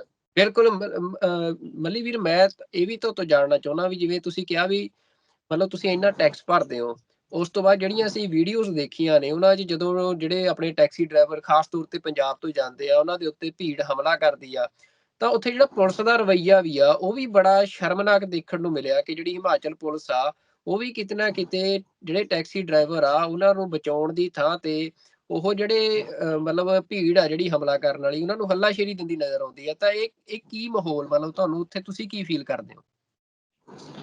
ਦੇਖੋ ਜੀ, ਇਹ ਮੈਂ ਪਿਛਲੇ 12 ਤੋਂ 13 ਸਾਲ ਦਾ ਜਿਹੜਾ ਮੇਰਾ ਪੀਰੀਅਡ ਆ ਉਹ ਟੈਕਸੀ ਧੰਦੇ ਨਾਲ ਰਿਲੇਟਡ ਆ ਜੀ। ਔਰ ਪਿਛਲੇ ਸਮਿਆਂ 'ਚ ਵੀ ਅਸੀਂ ਇਹ ਦੇਖਿਆ, ਨੋਟ ਕੀਤੀਆਂ ਗੱਲਾਂ ਵੀ ਜੋ ਸਾਡਾ ਇੱਧਰੋਂ ਕੋਈ ਵੀਰ ਜਾਂਦਾ ਔਰ ਹਿਮਾਚਲ ਦੇ ਵਿੱਚ ਦੇਖੋ ਰੋਡ ਤੇ ਚੱਲਦੇ ਆ, ਕਈ ਵਾਰੀ ਕੋਈ ਗੱਡੀ ਵੀ ਟੱਚ ਹੋ ਜਾਂਦੀ ਆ, ਕਈ ਵਾਰੀ ਕੋਈ ਆਪਾਂ ਇਹ ਨਹੀਂ ਕਹਿੰਦੇ ਵੀ ਸਾਡੇ ਜਿਹੜੇ ਵੀਰ ਆ ਵੀ ਉਹਨਾਂ ਕੋਲੋਂ ਗਲਤੀਆਂ ਨਹੀਂ ਹੁੰਦੀਆਂ, ਗਲਤੀਆਂ ਹੋ ਜਾਂਦੀਆਂ। ਗਲਤੀ ਹੋਣ ਦੇ ਬਾਵਜੂਦ ਮੈਂ ਇੱਕ ਗੱਲ ਕਰਾਂਗਾ ਇੱਥੇ ਕਿ ਤੁਹਾਨੂੰ ਤੁਹਾਡੇ ਮਾਧਿਅਮ ਰਾਹੀਂ ਇੱਕ ਸਾਡੇ ਪੰਜਾਬ ਦੇ ਔਰ NRI ਵੀਰਾਂ ਨੂੰ ਵੀ ਮੈਂ ਬੇਨਤੀ ਕਰੂੰਗਾ ਵੀ ਦੇਖੋ, ਅਸੀਂ ਉੱਥੇ ਇੱਕ ਚੀਜ਼ ਦੇਖੀ ਆ, ਹਿਮਾਚਲ ਦੇ ਵਿੱਚ ਜਦੋਂ ਕਿਸੇ ਵੀਰ ਨਾਲ, ਬਾਹਰ ਦੇ ਵੀਰ ਨਾਲ ਜਦੋਂ ਕੋਈ ਇਦਾਂ ਦਾ ਹਾਦਸਾ ਹੁੰਦਾ, ਖਾਸ ਕਰਕੇ ਸਾਡੇ ਪੰਜਾਬੀ ਵੀਰਾਂ ਨਾਲ, ਤਾਂ ਉੱਥੋਂ ਦੇ ਜਿਹੜੇ ਲੋਕਲ ਲੋਕ ਨੇ, ਚਾਹੇ ਉਹ ਕੋਈ ਵੀ ਧੰਦਾ ਕਰਦੇ ਆ, ਉਹ ਇੱਕਦਮ ਇਕੱਠੇ ਹੋ ਜਾਂਦੇ ਨੇ ਔਰ ਉਹਨਾਂ ਦਾ ਇੱਕਾ ਦੇਖਣ ਵਾਲਾ ਹੁੰਦਾ ਵੀ ਉਹ ਇਕੱਠੇ ਹੋ ਕੇ ਤੇ ਜਿਹੜਾ ਹੈਗਾ ਬਾਹਰ ਦੇ ਬੰਦੇ ਨਾਲ ਉਹਦੇ ਨਾਲ ਇਦਾਂ ਦਾ ਸਲੂਕ ਕਰਦੇ ਆ ਵੀ ਉਹ ਸਾਡੇ ਇੱਥੇ ਏਰੀਆ ਦੇ ਵਿੱਚ ਲੈਣ ਕੀ ਆਇਆ, ਇਦਾਂ ਦਾ ਸਾਨੂੰ ਅਹਿਸਾਸ ਕਰਾਇਆ ਜਾਂਦਾ ਕਈ ਵਾਰ। ਤੇ ਉਹਨਾਂ ਨਾਲ ਰਲ ਮਿਲ ਕੇ ਉਹ ਇਕੱਠੇ ਹੋ ਕੇ ਸਾਡੇ ਵੀਰਾਂ ਨਾਲ ਕੁੱਟਮਾਰ ਕਰਦੇ ਆ, ਸਾਡੇ ਬੰਦਿਆਂ ਨਾਲ ਕੁੱਟਮਾਰ ਕਰਦੇ ਆ। ਉੱਥੋਂ ਦੇ ਲੋਕਲ ਜਿਹੜੇ ਉਹਨਾਂ ਦਾ ਇਕੱਠ ਦੇਖਣ ਵਾਲਾ ਹੁੰਦਾ, ਜਦੋਂ ਉਹ ਇਦਾਂ ਦੇ ਕੋਈ ਹਾਦਸਾ ਹੁੰਦਾ ਨਾ, ਉਹ ਇੱਕਦਮ ਇਕੱਠੇ ਹੋ ਜਾਂਦੇ ਆ। ਤੇ ਪੁਲਿਸ ਦੇ ਰਵੱਈਏ ਬਾਰੇ ਮੈਂ ਤੁਹਾਨੂੰ ਜਾਣਨਾ ਚਾਹੁੰਦਾ ਵੀ ਇਹ ਵੀਡੀਓ ਪੁਲਿਸ ਦੇ ਰਵੱਈਏ ਦੀ ਆਪਾਂ ਗੱਲ ਕਰਦੇ ਸੀ। ਤਾਂ ਜਦੋਂ ਹੁਣ ਮੈਂ ਤੁਹਾਨੂੰ ਦੱਸਣਾ ਚਾਹੁੰਦਾ, ਮੇਰਾ ਨਾ ਉਹ ਗੱਡੀ ਦੇ ਵਿੱਚ, ਗੱਡੀ ਮੇਰੀ ਗਈ ਹੋਈ ਆ, ਉਹਦੇ ਵਿੱਚ ਇੱਕ ਉਹ ਪ੍ਰੋਫਾਈਲ ਪਈ ਆ, ਉਹ ਫਾਈਲ ਪਈ ਆ ਜਿਹੜੀ ਪਿਛਲੇ ਦਿਨੀ ਮਨਾਲੀ ਦੇ ਵਿੱਚ ਇੱਕ ਸਾਡੇ ਡਰਾਈਵਰ ਭਰਾ ਨਾਲ ਜਿਹੜੀ ਕੁੱਟਮਾਰ ਹੋਈ ਆ। ਉਹ ਤੁਸੀਂ ਵੀਡੀਓ ਵਾਇਰਲ ਹੋਈ ਦੇਖੀ ਆ, ਜਿਹੜਾ ਵੀਰ ਉਹਦੇ ਫੇਸ ਦੇ ਉੱਪਰ ਕੁੱਟਮਾਰ ਕਰਕੇ ਬਲੀਡਿੰਗ ਹੋਈ ਜਾਂਦੀ ਆ, ਉਹ ਤੁਰਿਆ ਜਾਂਦਾ, ਵੀਡੀਓ ਪਾ ਰਿਹਾ ਵੀ ਮੇਰੇ ਕੋਲੇ ਪਹੁੰਚੋ, ਮੇਰੇ ਨਾਲ ਇੱਥੇ ਕੁੱਟਮਾਰ ਹੋਈ ਆ। ਤਾਂ ਉਹਦਾ ਕੇਸ, ਲੇਟੈਸਟ ਕੇਸ ਆ ਉਹਦਾ, ਮੈਂ ਉਹਦੇ ਬਾਰੇ ਗੱਲ ਕਰਾਂਗਾ, ਪੁਲਿਸ ਦੇ ਰਵੱਈਏ ਦੀ। ਉਹਦੇ ਵਿੱਚ ਜਿਹੜਾ ਸੀਗਾ, ਪਹਿਲਾਂ ਤਾਂ ਉੱਥੋਂ ਦੀ ਪੁਲਿਸ ਆ ਜਿਹੜੀ ਉਹ ਕੇਸ ਦਰਜ ਨਹੀਂ ਕਰਦੀ ਪਈ ਸੀ ਔਰ ਸਾਡੀ ਆਜ਼ਾਦ ਟੈਕਸੀ ਯੂਨੀਅਨ ਨੇ ਉੱਥੋਂ ਦੇ ਜਿਹੜੇ ਆ ਮੁੱਖ ਅਫਸਰ ਨੇ ਉਹਨਾਂ ਨਾਲ ਤਾਲਮੇਲ ਕਰਕੇ ਸਭ ਤੋਂ ਪਹਿਲਾਂ ਤਾਂ ਅਸੀਂ ਉਹ ਕੇਸ ਰਜਿਸਟਰਡ ਕਰਾਇਆ। ਕੇਸ ਰਜਿਸਟਰਡ ਕਰਾਉਣ ਦੇ ਵਿੱਚ ਸਾਨੂੰ ਪੂਰੇ 2 ਦਿਨ ਲੱਗੇ ਉੱਥੇ, ਔਰ ਉਹ ਵੀ ਜਿਹੜਾ ਕੇਸ ਰਜਿਸਟਰਡ ਹੋਇਆ ਉਹਨਾਂ ਨੇ ਅਨਨੋਨ ਬੰਦਿਆਂ ਤੇ ਕੇਸ ਰਜਿਸਟਰਡ ਕੀਤਾ। ਹਾਲਾਂਕਿ ਉਸ ਤੋਂ ਬਾਅਦ ਸਾਡੀ ਜਿਹੜੀ ਆ ਰੋਸ ਰੈਲੀ ਤੋਂ ਬਾਅਦ, ਉਹ ਵੀ ਮੈਂ ਤੁਹਾਨੂੰ ਦੱਸਾਂਗਾ ਵੀ ਸਾਨੂੰ ਹਿਮਾਚਲ ਵੱਲੋਂ ਇੱਕ ਮੈਸੇਜ ਮਿਲਿਆ ਸੀ ਹਿਮਾਚਲ ਦੀਆਂ ਜਿਹੜੀਆਂ ਟੈਕਸੀ ਯੂਨੀਅਨਾਂ ਜਾਂ ਹੋਟਲ ਐਸੋਸੀਏਸ਼ਨ ਆ ਜਾਂ ਹੋਰ ਵੀ ਕਈ ਹੈਗੇ ਆ ਮਤਲਬ ਕਿ 86 ਲੀਟਰ ਉਹਨਾਂ ਵੱਲੋਂ ਸਾਨੂੰ ਮੈਸੇਜ ਲਾਇਆ ਗਿਆ ਸੀ, ਜਿਹਦੇ ਵਿੱਚ ਮਨਾਲੀ ਦੇ ਵਿੱਚ ਇੱਕ ਬਹੁਤ ਵੱਡਾ ਇਕੱਠ ਕੀਤਾ ਗਿਆ ਸੀ। ਇੱਕ ਮਿੱਤਰ ਸੰਮੇਲਨ ਉਹਨਾਂ ਨੇ ਨਾਮ ਰੱਖਿਆ ਸੀਗਾ, ਮਿੱਤਰ ਸੰਮੇਲਨ ਦੇ ਰੂਪ ਵਿੱਚ ਇਕੱਠ ਹੋਇਆ ਸੀ ਸਾਡਾ ਪੰਜਾਬ ਤੇ ਹਿਮਾਚਲ ਦਾ, ਖਾਸ ਕਰਕੇ ਪੰਜਾਬ ਤੇ ਹਿਮਾਚਲ ਦੇ ਵੀਰ ਉੱਥੇ ਪਹੁੰਚੇ ਸੀਗੇ, ਹਰਿਆਣੇ ਤੋਂ ਵੀ ਕੁਝ ਵੀਰ ਸੀਗੇ, ਦਿੱਲੀ ਤੋਂ ਵੀ ਸੀਗੇ। ਔਰ ਪੁਲਿਸ ਦੇ ਰਵੱਈਏ ਦੀ ਆਪਾਂ ਗੱਲ ਕਰਦੇ ਹਾਂ ਵੀ ਅਸੀਂ ਉਹਨਾਂ ਨੂੰ ਬਕਾਇਦਾ ਉੱਥੋਂ ਦੇ ਪ੍ਰਸ਼ਾਸਨ ਨੂੰ ਅਸੀਂ ਉਹਨਾਂ ਨੂੰ ਜਿਹੜੇ ਬੰਦਿਆਂ ਨੇ ਕੁੱਟਮਾਰ ਕੀਤੀ ਸੀ ਉੱਥੋਂ ਦੇ ਨਾ ਜੋ ਬਾਈਕਸ ਅਸੀਂ ਦੇਖੇ ਹੋਣੇ ਆ, ਜਿਹੜੇ ਹਿਮਾਚਲ ਦੇ ਵਿੱਚ ਬਾਈਕ ਕਿਰਾਏ ਤੇ ਮਿਲਦੇ ਆ ਜਾਂ ਬਾਈਕ ਲੈ ਕੇ ਕਈ ਫਿਰਦੇ ਹੁੰਦੇ ਉੱਥੇ ਕਿਰਾਏ ਤੇ ਬਾਈਕ ਦਿੰਦੇ ਆ, ਉਹਨਾਂ 'ਚ ਇੱਕ ਲੜਕਾ ਸੀਗਾ ਜਿਹਦੀ ਅਸੀਂ ਪੂਰੀ ਪਹਿਚਾਣ ਕਰਕੇ, ਜਿਹੜੀ ਹਾਲਾਂਕਿ ਇਹ ਪੁਲਿਸ ਦਾ ਕੰਮ ਸੀ, ਉਹਦੀ ਵੀਡੀਓ ਕਢਾਉਣੀ ਔਰ ਉਹਦੀ ਫੋਟੋਗ੍ਰਾਫੀ ਕਢਾਉਣੀ ਵੀ ਕਿਹੜੇ ਬੰਦੇ ਨੇ ਇਸ ਡਰਾਈਵਰ ਨਾਲ ਕੁੱਟਮਾਰ ਕੀਤੀ ਆ। ਤਾਂ ਅਸੀਂ ਖੁਦ ਮਤਲਬ ਕਿ ਇਹਨਾਂ ਲਾਮਤਾਮ ਇਕੱਠਾ ਕਰਕੇ ਅਸੀਂ ਉਹਨਾਂ ਨੂੰ ਇਹ ਪ੍ਰੂਫ ਇਕੱਠੇ ਕਰਕੇ ਜਿਹੜੇ ਅਸੀਂ ਉਹਨਾਂ ਨੂੰ ਦਿੱਤੇ ਆ। ਫਿਰ ਵੀ ਉਹਨਾਂ ਦੇ ਉੱਪਰ ਬਾਏ ਨੇਮ ਹਜੇ ਤੱਕ ਪਰਚਾ ਦਰਜ ਨਹੀਂ ਹੋਇਆ। ਇੱਥੋਂ ਤੱਕ ਕਿ ਪੁਲਿਸ ਨੂੰ ਵੀ ਇਹ ਗੱਲ ਕਲੀਅਰ ਹੋ ਗਈ ਆ ਵੀ ਇਹਨਾਂ ਵੀਰਾਂ ਦੀ ਜਿਹੜੀ ਆ ਬਾਹਰ ਦੇ ਪੰਜਾਬ ਦੇ ਡਰਾਈਵਰ ਦੀ ਜਿਹੜੀ ਆ ਕੁੱਟਮਾਰ ਆ ਉਹ ਕਿਹਨੇ ਕੀਤੀ ਤੇ ਕਿਉਂ ਕੀਤੀ, ਉਹਨਾਂ ਨੂੰ ਸਾਰਾ ਪਤਾ। ਔਰ ਫਿਰ ਵੀ ਉਹ ਪਤਾ ਨਹੀਂ ਕੀ ਚੱਕਰ ਆ ਵੀ ਉੱਥੋਂ ਦਾ ਪ੍ਰਸ਼ਾਸਨ ਆ ਜਿਹੜਾ ਵੀ ਉਹ ਉਹਨਾਂ ਦੇ ਉੱਪਰ ਬਾਏ ਨੇਮ ਪਰਚਾ ਕਿਉਂ ਨਹੀਂ ਦਰਜ ਕਰਦਾ ਪਿਆ। ਮਤਲਬ ਇਹਦਾ ਪੁਲਿਸ ਦਾ ਅਸੀਂ ਦੇਖਿਆ ਵੀ ਪੁਲਿਸ ਦਾ ਇੰਨਾ ਕੁ ਉੱਥੋਂ ਦਾ ਰਵੱਈਆ, ਔਰ ਜਿਹੜਾ ਅਸੀਂ ਪਰਚਾ ਦਰਜ ਵੀ ਕਰਾਇਆ ਨਾ ਉਹ ਬਹੁਤ ਅਸੀਂ ਜ਼ੋਰ ਲਾ ਕੇ 2 ਦਿਨਾਂ ਦੇ ਵਿੱਚ ਅਸੀਂ ਜਿਹੜਾ ਉਹ ਪਰਚਾ ਦਰਜ ਕਰਵਾਇਆ, ਔਰ ਉਹ ਵੀ ਉਹਨਾਂ ਨੇ ਅਨਨੋਨ ਬੰਦਿਆਂ ਦੇ ਉੱਪਰ ਪਰਚਾ ਦਰਜ ਕੀਤਾ। ਔਰ ਉਸ ਤੋਂ ਬਾਅਦ ਜਦੋਂ ਅਸੀਂ ਉਹਨਾਂ ਨੂੰ ਪ੍ਰੂਫ ਦੇਤੇ ਆ ਬਕਾਇਦਾ, ਅਸੀਂ ਜਿਹੜਾ ਸਾਡਾ ਉੱਥੇ ਇਕੱਠ ਹੋਇਆ ਸੀ, ਮੌਕੇ ਦਾ MLA ਸੀ ਉੱਥੋਂ ਦਾ ਕਾਂਗਰਸ ਪਾਰਟੀ ਦਾ, ਤੇ ਇੱਕ ਉੱਥੇ BJP ਦੇ ਲੀਡਰ ਸੀਗੇ ਰਹਿ ਚੁੱਕੇ ਟਰਾਂਸਪੋਰਟ ਮੰਤਰੀ ਗੋਬਿੰਦ ਠਾਕਰ ਜੀ, ਉਹਨਾਂ ਦੀ ਨਿਗਾਹ ਦੇ ਵਿੱਚ ਅਸੀਂ ਉਹਨਾਂ ਨੂੰ ਪੂਰੀ ਉਹ ਕਾਪੀ ਆ ਜਿਹੜੀ ਦਿੱਤੀ ਸੀ ਵੀ ਆਹ ਬੰਦੇ ਆ ਜੀ, ਆ ਇਹਨਾਂ ਦੀਆਂ ਫੋਟੋਆਂ ਜੀ, ਆ ਇਹਨਾਂ ਦੀਆਂ ਵੀਡੀਓ ਆ ਕੁੱਟਮਾਰ ਕਰਦਿਆਂ ਦੀਆਂ, ਤੇ ਹਜੇ ਤੱਕ ਵੀ ਜਿਹੜਾ ਹੈਗਾ ਉਹਨਾਂ ਦੇ ਉੱਪਰ ਬਾਏ ਨੇਮ ਪਰਚਾ ਦਰਜ ਨਹੀਂ ਹੋਇਆ। ਜੇ ਪੁਲਿਸ ਦੇ ਰਵੱਈਏ ਦੀ ਅਸੀਂ ਗੱਲ ਕਰੀਏ ਤਾਂ ਹਿਮਾਚਲ ਦੇ ਪੁਲਿਸ ਦਾ ਰਵੱਈਆ ਇਦਾਂ ਦਾ ਰਿਹਾ ਇਸ ਕੇਸ ਵਿੱਚ। ਹਾਂਜੀ, ਜਿਹੜਾ ਤੁਸੀਂ ਜਿਵੇਂ ਗੱਲ ਕੀਤੀ ਮਤਲਬ ਵੀ ਪੰਜਾਬ ਤੋਂ ਵੱਡੀ ਗਿਣਤੀ ਦੇ ਵਿੱਚ ਜਿਹੜਾ ਟੂਰਿਸਟ ਆ ਉਹ ਹਿਮਾਚਲ ਜਾਂਦਾ, ਤੇ ਹਿਮਾਚਲ ਦੀ ਇਕੋਨਮੀ ਜਿਹੜੀ ਆ, ਅਰਥਚਾਰਾ ਆ, ਉਹ ਟੂਰਿਜ਼ਮ ਦੇ ਉੱਤੇ ਖੜਾ ਆ, ਕੋਈ ਬਹੁਤਾ ਉਹਨਾਂ ਦੇ ਕੋਲ ਹੋਰ ਰੁਜ਼ਗਾਰ ਦੇ ਸਾਧਨ ਨਹੀਂ ਆ। ਪਰ ਤੁਸੀਂ ਤੁਹਾਡੀ ਗੱਲ ਤੋਂ ਹੁਣ ਤੁਹਾਡਾ ਜ਼ਮੀਨੀ ਪੱਧਰ ਤੇ ਤਜਰਬਾ ਆ, ਅਸੀਂ ਇਹ ਅਹਿਸਾਸ ਕਰ ਰਹੇ ਆ ਵੀ ਉਹ ਲੋਕ ਜਿਹੜੇ ਆ ਇੱਕ ਨਫ਼ਰਤ ਜਿਵੇਂ ਹੁੰਦੀ ਆ ਬੰਦਿਆਂ 'ਚ, ਵੀ ਪੰਜਾਬੀ ਡਰਾਈਵਰ ਦੇਖਿਆ ਕੋਈ ਗੱਡੀ ਮਾੜੀ ਮੋਟੀ ਲੱਗ ਗਈ ਆ ਤੇ ਉਹ ਇਕੱਠੇ ਹੋ ਕੇ ਉਹਦੇ ਤੇ ਹਮਲਾ ਕਰਨਾ ਸ਼ੁਰੂ ਕਰ ਦਿੰਦੇ ਆ। ਪੁਲਿਸ ਦਾ ਰਵੱਈਆ ਵੀ ਉਹਨਾਂ ਦੇ ਸਹਿਯੋਗ ਵਾਲਾ ਰਹਿੰਦਾ। ਮਤਲਬ ਕੀ ਤੁਹਾਨੂੰ ਲੱਗ ਰਿਹਾ ਵੀ ਤੁਸੀਂ ਪੰਜਾਬ ਦੇ ਲੋਕ ਇੰਨਾ ਬੜਾ ਹਿੱਸਾ ਪਾ ਰਹੇ ਆ ਉਹਨਾਂ ਦੇ ਰੁਜ਼ਗਾਰ ਦੇ ਵਿੱਚ, ਉਹਨਾਂ ਨੂੰ ਇੱਕ ਰੋਜੀ ਰੋਟੀ ਦੇ ਵਿੱਚ ਮਦਦ ਕਰ ਰਹੇ ਆ, ਤਾਂ ਤੁਹਾਨੂੰ ਕੀ ਲੱਗ ਰਿਹਾ ਵੀ ਕਾਰਨ ਕੀ ਹੈ ਇਹਦੇ ਪਿੱਛੇ? ਤੁਸੀਂ ਕੀ ਮਹਿਸੂਸ ਕਰਦੇ ਵੀ ਤੁਹਾਡੀ ਪਛਾਣ ਕਰਕੇ ਵੀ ਪੰਜਾਬ ਤੋਂ, ਮਤਲਬ ਜਿਵੇਂ ਸਿੱਖ ਪਛਾਣ ਹੁੰਦੀ ਆ, ਬੰਦਿਆਂ ਨੇ ਪੱਗਾਂ ਬੰਨੀਆਂ ਹੁੰਦੀਆਂ ਨੇ ਉਹ ਵੈਸੇ ਹੀ ਪਛਾਣੇ ਜਾਂਦੇ ਆ, ਵੀ ਕੀ ਤੁਸੀਂ ਕੀ ਮਹਿਸੂਸ ਕਰਦੇ ਹੋ? ਦੇਖੋ ਵੀਰ ਜੀ, ਜੇ ਮੈਂ ਇਸ ਮਸਲੇ ਤੇ ਗੱਲ ਕਰਾਂ ਤਾਂ ਅਸੀਂ ਵੀ ਦੇਖੋ, ਅਸੀਂ ਖੁਦ ਵੀ ਅਸੀਂ ਟਰਾਂਸਪੋਰਟਰ ਆ, ਅਸੀਂ ਵੀ ਆਪਣੀਆਂ ਗੱਡੀਆਂ ਲੈ ਕੇ ਬਾਹਰ ਅੰਦਰ ਜਾਂਦੇ ਹਾਂ, ਖੁਦ ਡਰਾਈਵਰ ਵੀ ਜਾਂਦੇ ਨੇ ਸਾਡੇ। ਤਾਂ ਜਿਹੜੀ ਸਾਡੇ ਸਮਝਣ ਦੇ ਵਿੱਚ ਗੱਲ ਆਈ ਆ, ਦੇਖੋ ਇਸ ਗੱਲ ਦੇ ਵਿੱਚ ਕੋਈ ਸ਼ੱਕ ਨਹੀਂ ਵੀ ਜਿਹੜੀ ਉੱਥੋਂ ਦਾ ਪ੍ਰਸ਼ਾਸਨ ਆ ਉਹ ਆਪਦੇ ਜਿਹੜੇ ਏਰੀਏ ਦੇ ਲੋਕ ਨੇ ਉਹਨਾਂ ਬਾਰੇ ਸੋਚਦੇ ਨੇ, ਠੀਕ ਆ, ਔਰ ਉਹਨਾਂ ਦੀ ਕਿਤੇ ਨਾ ਕਿਤੇ ਸੇਫਟੀ ਰੱਖਦੇ ਨੇ ਇਸ ਗੱਲ ਦੇ ਵਿੱਚ। ਹੁਣ ਮੈਂ ਇੱਕ ਗੱਲ ਤੁਹਾਡੇ ਵੀ ਧਿਆਨ 'ਚ ਲਿਆਉਣੀ ਚਾਹੁੰਦਾ ਵੀ ਜਦੋਂ ਸਪੋਜ਼ ਕਰੋ ਮੈਂ ਪੰਜਾਬ ਤੋਂ, ਮੈਂ ਬਠਿੰਡੇ ਤੋਂ ਸ਼ਿਮਲਾ ਚਲਾ ਗਿਆ ਜਾਂ ਮੈਂ ਬਠਿੰਡੇ ਤੋਂ ਮਨਾਲੀ ਚਲਾ ਗਿਆ। ਜੇ ਮੈਂ ਬਠਿੰਡੇ ਤੋਂ ਸ਼ਿਮਲਾ ਦੀ ਗੱਲ ਕਰਾਂ ਤਾਂ ਲਗਭਗ 350 ਤੋਂ 400 ਕਿਲੋਮੀਟਰ ਦਾ ਸਫ਼ਰ ਆ ਇਹ, ਤੇ ਜੇ ਮੈਂ ਮਨਾਲੀ ਦੀ ਗੱਲ ਕਰਾਂ 550 ਤੋਂ ਲੈ ਕੇ 600 ਕਿਲੋਮੀਟਰ ਦਾ ਜਿਹੜਾ ਹੈਗਾ ਸਫ਼ਰ ਆ ਇਹ। ਤਾਂ ਸਾਡੇ ਨਾਲ ਜਦੋਂ ਉੱਥੇ ਕੋਈ ਇਦਾਂ ਦੀ ਗੱਲਬਾਤ ਹੁੰਦੀ ਆ, ਝਗੜਾ ਹੁੰਦਾ, ਉੱਥੇ ਜੇ ਅਸੀਂ ਸਹੀ ਵੀ ਹੈਗੇ ਆ ਤਾਂ ਉੱਥੇ ਜੇ ਅਸੀਂ ਪੁਲਿਸ ਤੱਕ ਪਹੁੰਚਣ ਦੀ ਪਹਿਲੀ ਗੱਲ ਤਾਂ ਇਹ ਵੀ ਸਾਡੇ ਜ਼ਿਆਦਾਤਰ ਜਿਹੜੇ ਵੀਰ ਆ ਇਸ ਗੱਲ ਤੋਂ ਡਰ ਜਾਂਦੇ ਨੇ ਵੀ ਯਾਰ ਮੈਂ ਇੰਨੀ ਦੂਰ ਆ, ਤੇ ਜੇ ਮੈਂ ਅੱਜ ਇੱਥੇ ਮੈਂ ਪੁਲਿਸ ਕੋਲੇ ਕੰਪਲੇਂਟ ਕਰੂੰਗਾ, ਇੱਥੇ ਕੋਈ ਕੇਸ ਚੱਲ ਪਿਆ ਤਾਂ ਮੈਂ ਇੰਨੀ ਦੂਰ ਤੋਂ ਮੈਂ ਕਿਵੇਂ ਆਵਾਂਗਾ ਤੇ ਮੈਂ ਕਿਵੇਂ ਇਸ ਚੀਜ਼ ਨੂੰ ਹੈਂਡਲ ਕਰਾਂਗਾ। ਤਾਂ ਸਾਡੇ ਲੋਕ ਕੀ ਸੋਚਦੇ ਨੇ ਕਿ ਚਲੋ ਯਾਰ ਆਪਾਂ 1-2 ਦਿਨ ਆਏ ਆ ਘੁੰਮਣ ਫਿਰਨ ਤੇ ਆਪਾਂ ਇੱਥੇ ਬਾਰ-ਬਾਰ, ਔਰ ਇਹ ਚੀਜ਼ਾਂ ਉੱਥੇ ਸਾਡੇ ਜਿਹੜੇ ਟੂਰਿਸਟ ਨਾਲ ਜੁੜੇ ਜਿਹੜੇ ਸਾਡੇ ਵੀਰ ਜਾਂਦੇ ਨੇ, ਪੰਜਾਬ ਤੋਂ ਜਾਣ, ਹਰਿਆਣੇ ਤੋਂ ਜਾਣ, ਅਦਰ ਸਟੇਟ ਤੋਂ ਕਿਤੋਂ ਵੀ ਜਾਣ, ਇਹ ਚੀਜ਼ਾਂ ਉੱਥੋਂ ਦਾ ਪ੍ਰਸ਼ਾਸਨ ਵੀ ਔਰ ਉੱਥੋਂ ਦੇ ਲੋਕ ਵੀ ਸਾਨੂੰ ਇਹ ਗੱਲਾਂ ਕਰਕੇ ਡਰਾਉਂਦੇ ਨੇ ਵੀ ਯਾਰ ਤੁਸੀਂ ਛੱਡੋ ਯਾਰ, ਤੁਸੀਂ ਇੰਨੀ ਦੂਰ ਕਿੱਥੇ ਤੁਰੋਗੇ, ਤੁਸੀਂ ਇੰਨੀ ਦੂਰ ਕਿਵੇਂ ਇਸ ਕੇਸ ਨੂੰ ਤੁਸੀਂ ਹੈਂਡਲ ਕਰਨ ਆਓਗੇ। ਤਾਂ ਕਿਤੇ ਨਾ ਕਿਤੇ ਇਹ ਵੀ ਕਾਰਨ ਰਹਿੰਦਾ ਵੀ ਸਾਡੇ ਜਿਹੜੇ ਆ ਭਰਾ ਜਾਂ ਸਾਡੇ ਵੀਰ ਆ ਜਿਨ੍ਹਾਂ ਨਾਲ ਇਹ ਕੁੱਟਮਾਰ ਹੁੰਦੀ ਆ ਤੇ ਉਹ ਅਗਲਾ ਸਟੈਪ ਜਿਹੜਾ ਉਹ ਨਹੀਂ ਪੱਟ ਪਾਉਂਦੇ। ਤਾਂ ਇਹੋ ਜਿਹੇ ਮਤਲਬ ਕਿ ਇਹ ਚੀਜ਼ਾਂ ਵੀ ਸਾਡੇ ਧਿਆਨ ਚ ਆਉਂਦੀਆਂ ਨੇ। ਬਾਕੀ ਰਹੀ ਗੱਲ, ਇੱਕ ਹੋਰ ਅਸੀਂ ਗੱਲ ਨੋਟ ਕੀਤੀ ਆ ਕਿ ਜਿਹੜੇ ਉੱਥੋਂ ਦੇ ਲਾ ਲਓ ਤੁਸੀਂ ਟੈਕਸੀਆਂ ਵਾਲੇ ਵੀਰ ਨੇ, ਪਲੱਸ ਹੋਟਲ ਐਸੋਸੀਏਸ਼ਨ ਆ, ਹੋਟਲਾਂ ਵਾਲੇ ਵੀਰ ਨੇ, ਜਾਂ ਉੱਥੋਂ ਦੇ ਜਿੰਨੇ ਗਾਈਡ ਨੇ, ਜਾਂ ਉੱਥੋਂ ਦੇ ਜਿੰਨੇ ਦੁਕਾਨਦਾਰ ਨੇ, ਮੈਨੂੰ ਲੱਗਦਾ ਵੀ ਕਿਤੇ ਨਾ ਕਿਤੇ ਉਹਨਾਂ ਦੇ ਵਿੱਚੋਂ ਕੋਈ 1-2% ਬੰਦੇ ਹੋ ਸਕਦੇ ਜਿਹੜੇ ਲੜਾਈ ਝਗੜਾ ਕਰਦੇ ਹੋਣਗੇ, ਕਿਉਂਕਿ ਉਹਨਾਂ ਨੂੰ ਪਤਾ ਵੀ ਜੇ ਸਾਡਾ ਟੂਰਿਸਟ ਹਿਮਾਚਲ ਦੇ ਵਿੱਚ ਨਹੀਂ ਆਊਗਾ ਤਾਂ ਸਾਨੂੰ ਕਮਾਈ ਕਿੱਥੋਂ ਹੋਣੀ ਹੈ। ਕਿਉਂਕਿ ਹਿਮਾਚਲ ਦੇ ਵਿੱਚ ਹੋਰ ਤਾਂ ਕੋਈ ਬਿਨਾਂ ਐਪਲ ਤੋਂ, ਐਪਲ ਵੀ ਉੱਥੇ ਜ਼ਿਆਦਾ ਨਹੀਂ ਹੁੰਦਾਗਾ, ਤੇ ਬਿਨਾਂ ਇਸ ਤੋਂ ਹੋਰ ਤਾਂ ਕੋਈ ਉੱਥੇ ਟੂਰਿਜ਼ਮ ਪੁਆਇੰਟ ਆ। ਸਾਡੇ ਜਿੰਨੇ ਬਾਹਰੋਂ ਟੂਰਿਸਟ ਉੱਥੇ ਜਾਂਦੇ ਨੇ ਉਹਨਾਂ ਨੂੰ ਕਮਾਈ ਕਰਾ ਕੇ ਆਉਂਦੇ ਨੇ, ਚਾਹੇ ਉਹ ਗੱਡੀ ਵਾਲਾ ਉੱਥੋਂ ਦਾ ਕੋਈ ਟਰਾਂਸਪੋਰਟਰ ਆ, ਚਾਹੇ ਉੱਥੇ ਕੋਈ ਹੋਟਲ ਵਾਲਾ, ਚਾਹੇ ਉੱਥੋਂ ਦਾ ਕੋਈ ਦੁਕਾਨਦਾਰ ਆ। ਤਾਂ ਸਾਨੂੰ ਇਹ ਲੱਗਦਾ ਵੀ ਕਈ ਵਾਰੀ ਇਹ ਵੀ ਦੇਖਿਆ ਗਿਆ, ਜਿਵੇਂ ਹੁਣ ਜਿਹੜੀਆਂ ਲੜਾਈਆਂ ਹੋਈਆਂ ਪਿਛਲੇ ਦਿਨਾਂ ਦੇ ਵਿੱਚ, ਉਹਦੇ ਵਿੱਚ ਇੱਕ ਤਾਂ ਬਾਈਕ ਵਾਲੇ ਮੁੰਡੇ ਸੀ ਜੋ ਬਾਈਕਾਂ ਬਾਹਰਲੇ ਏਰੀਏ ਤੋਂ ਜਾ ਕੇ ਮਨਾਲੀ ਦੇ ਵਿੱਚ ਰਹਿ ਰਹੇ ਨੇ, ਸਿਰਫ ਆਪਣਾ ਸੀਜ਼ਨ ਲਾਉਣ ਜਾਂਦੇ ਨੇ, ਉਹ ਬਾਈਕ ਸਵਾਰ ਸੀਗੇ ਮੁੰਡੇ।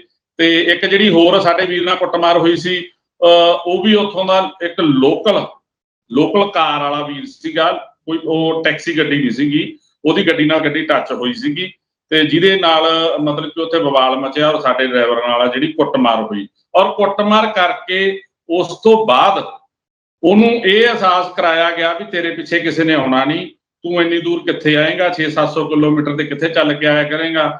ਔਰ ਉਹਨੂੰ ਦਬਾਅ ਪਾ ਕੇ ਆ ਜਿਹੜਾ ਉਹਦੇ ਕੋਲੋਂ ਰਾਜੀਨਾਮਾ ਲਿਖਾਇਆ ਗਿਆ। ਬਿਲਕੁਲ ਜੀ। ਤੇ ਜਵਾਹਰ ਸਿੰਘ ਜੀ, ਜਿਹੜਾ ਇਹ ਸਾਰੀਆਂ ਘਟਨਾਵਾਂ ਵਾਪਰੀਆਂ, ਉਹ ਤੋਂ ਬਾਅਦ ਪੰਜਾਬ ਦੇ ਵਿੱਚ ਵੀ ਲੋਕਾਂ 'ਚ ਗੁੱਸਾ ਕਾਫੀ ਨਜ਼ਰ ਆਇਆ। ਤੁਸੀਂ ਵੀ ਧਰਨਾ ਲਾਇਆ, ਵੀ ਇਹ ਗੱਲ ਵੀ ਚੱਲੀ ਵੀ ਹਿਮਾਚਲ ਦਾ ਬਾਈਕਾਟ ਕੀਤਾ ਜਾਵੇ, ਹਿਮਾਚਲ ਨਾ ਜਾਇਆ ਜਾਵੇ। ਤੇ ਤੁਸੀਂ ਦੱਸੋ ਵੀ ਕਿੰਨਾ ਕੁ ਪ੍ਰਭਾਵ ਪਿਆ ਹਿਮਾਚਲ ਦੇ ਟੂਰਿਜ਼ਮ ਨੂੰ, ਜੇ ਸੀਜ਼ਨ ਦੀ ਗੱਲ ਕਰਨੀ ਹੋਵੇ ਇਹਨਾਂ ਘਟਨਾਵਾਂ ਤੋਂ ਬਾਅਦ? ਕੀ ਲੋਕਾਂ ਦਾ ਪੰਜਾਬ ਤੋਂ ਜਾਣਾ ਘਟਿਆ? ਜਿਵੇਂ ਇਹ ਵੀ ਖਬਰਾਂ ਆ ਰਹੀਆਂ ਕਿ ਹੁਣ ਕਸ਼ਮੀਰ ਵੱਲ ਨੂੰ ਲੋਕ ਜ਼ਿਆਦਾ ਜਾ ਰਹੇ ਆ ਉਧਰ ਘੁੰਮਣ ਨੂੰ। ਕੀ ਮਤਲਬ ਗਰਾਊਂਡ ਤੇ ਕੀ ਤਬਦੀਲੀ ਆਈ ਆ? ਬਿਲਕੁਲ ਜੀ, ਬਿਲਕੁਲ ਇਸ ਗੱਲ ਤੋਂ ਅਸੀਂ ਮੁਕਰ ਨਹੀਂ ਸਕਦੇ, ਔਰ ਇਸ ਗੱਲ ਤੋਂ ਹਿਮਾਚਲ ਵੀ ਮੁਕਰ ਨਹੀਂ ਸਕਦਾ ਕਿ ਜਿਹੜਾ ਜਦੋਂ ਇਹ ਚਾਂਸ ਹੋਇਆ, ਅਸੀਂ ਜੇ ਗੱਲ ਕਰੀਏ ਸਾਡੇ ਸੀਜ਼ਨ ਦੀ, ਤਾਂ ਸਾਡਾ ਫਰਵਰੀ ਤੋਂ ਵਿੱਚ ਸਾਡਾ ਸੀਜ਼ਨ ਸ਼ੁਰੂ ਹੋ ਜਾਂਦਾ। ਫਰਵਰੀ ਆ, ਮਾਰਚ ਆ, ਅਪ੍ਰੈਲ ਆ, ਮਈ ਆ, ਔਰ ਮਈ ਦੇ ਐਂਡ ਤੱਕ ਜੂਨ ਦੇ ਐਂਡ ਤੱਕ ਸਾਡਾ ਜਿਹੜਾ 4 ਮਹੀਨਿਆਂ ਦਾ 5 ਮਹੀਨਿਆਂ ਦਾ ਜਿਹੜਾ ਸੀਜ਼ਨ ਹੈ ਇਹ ਚੱਲਦਾ।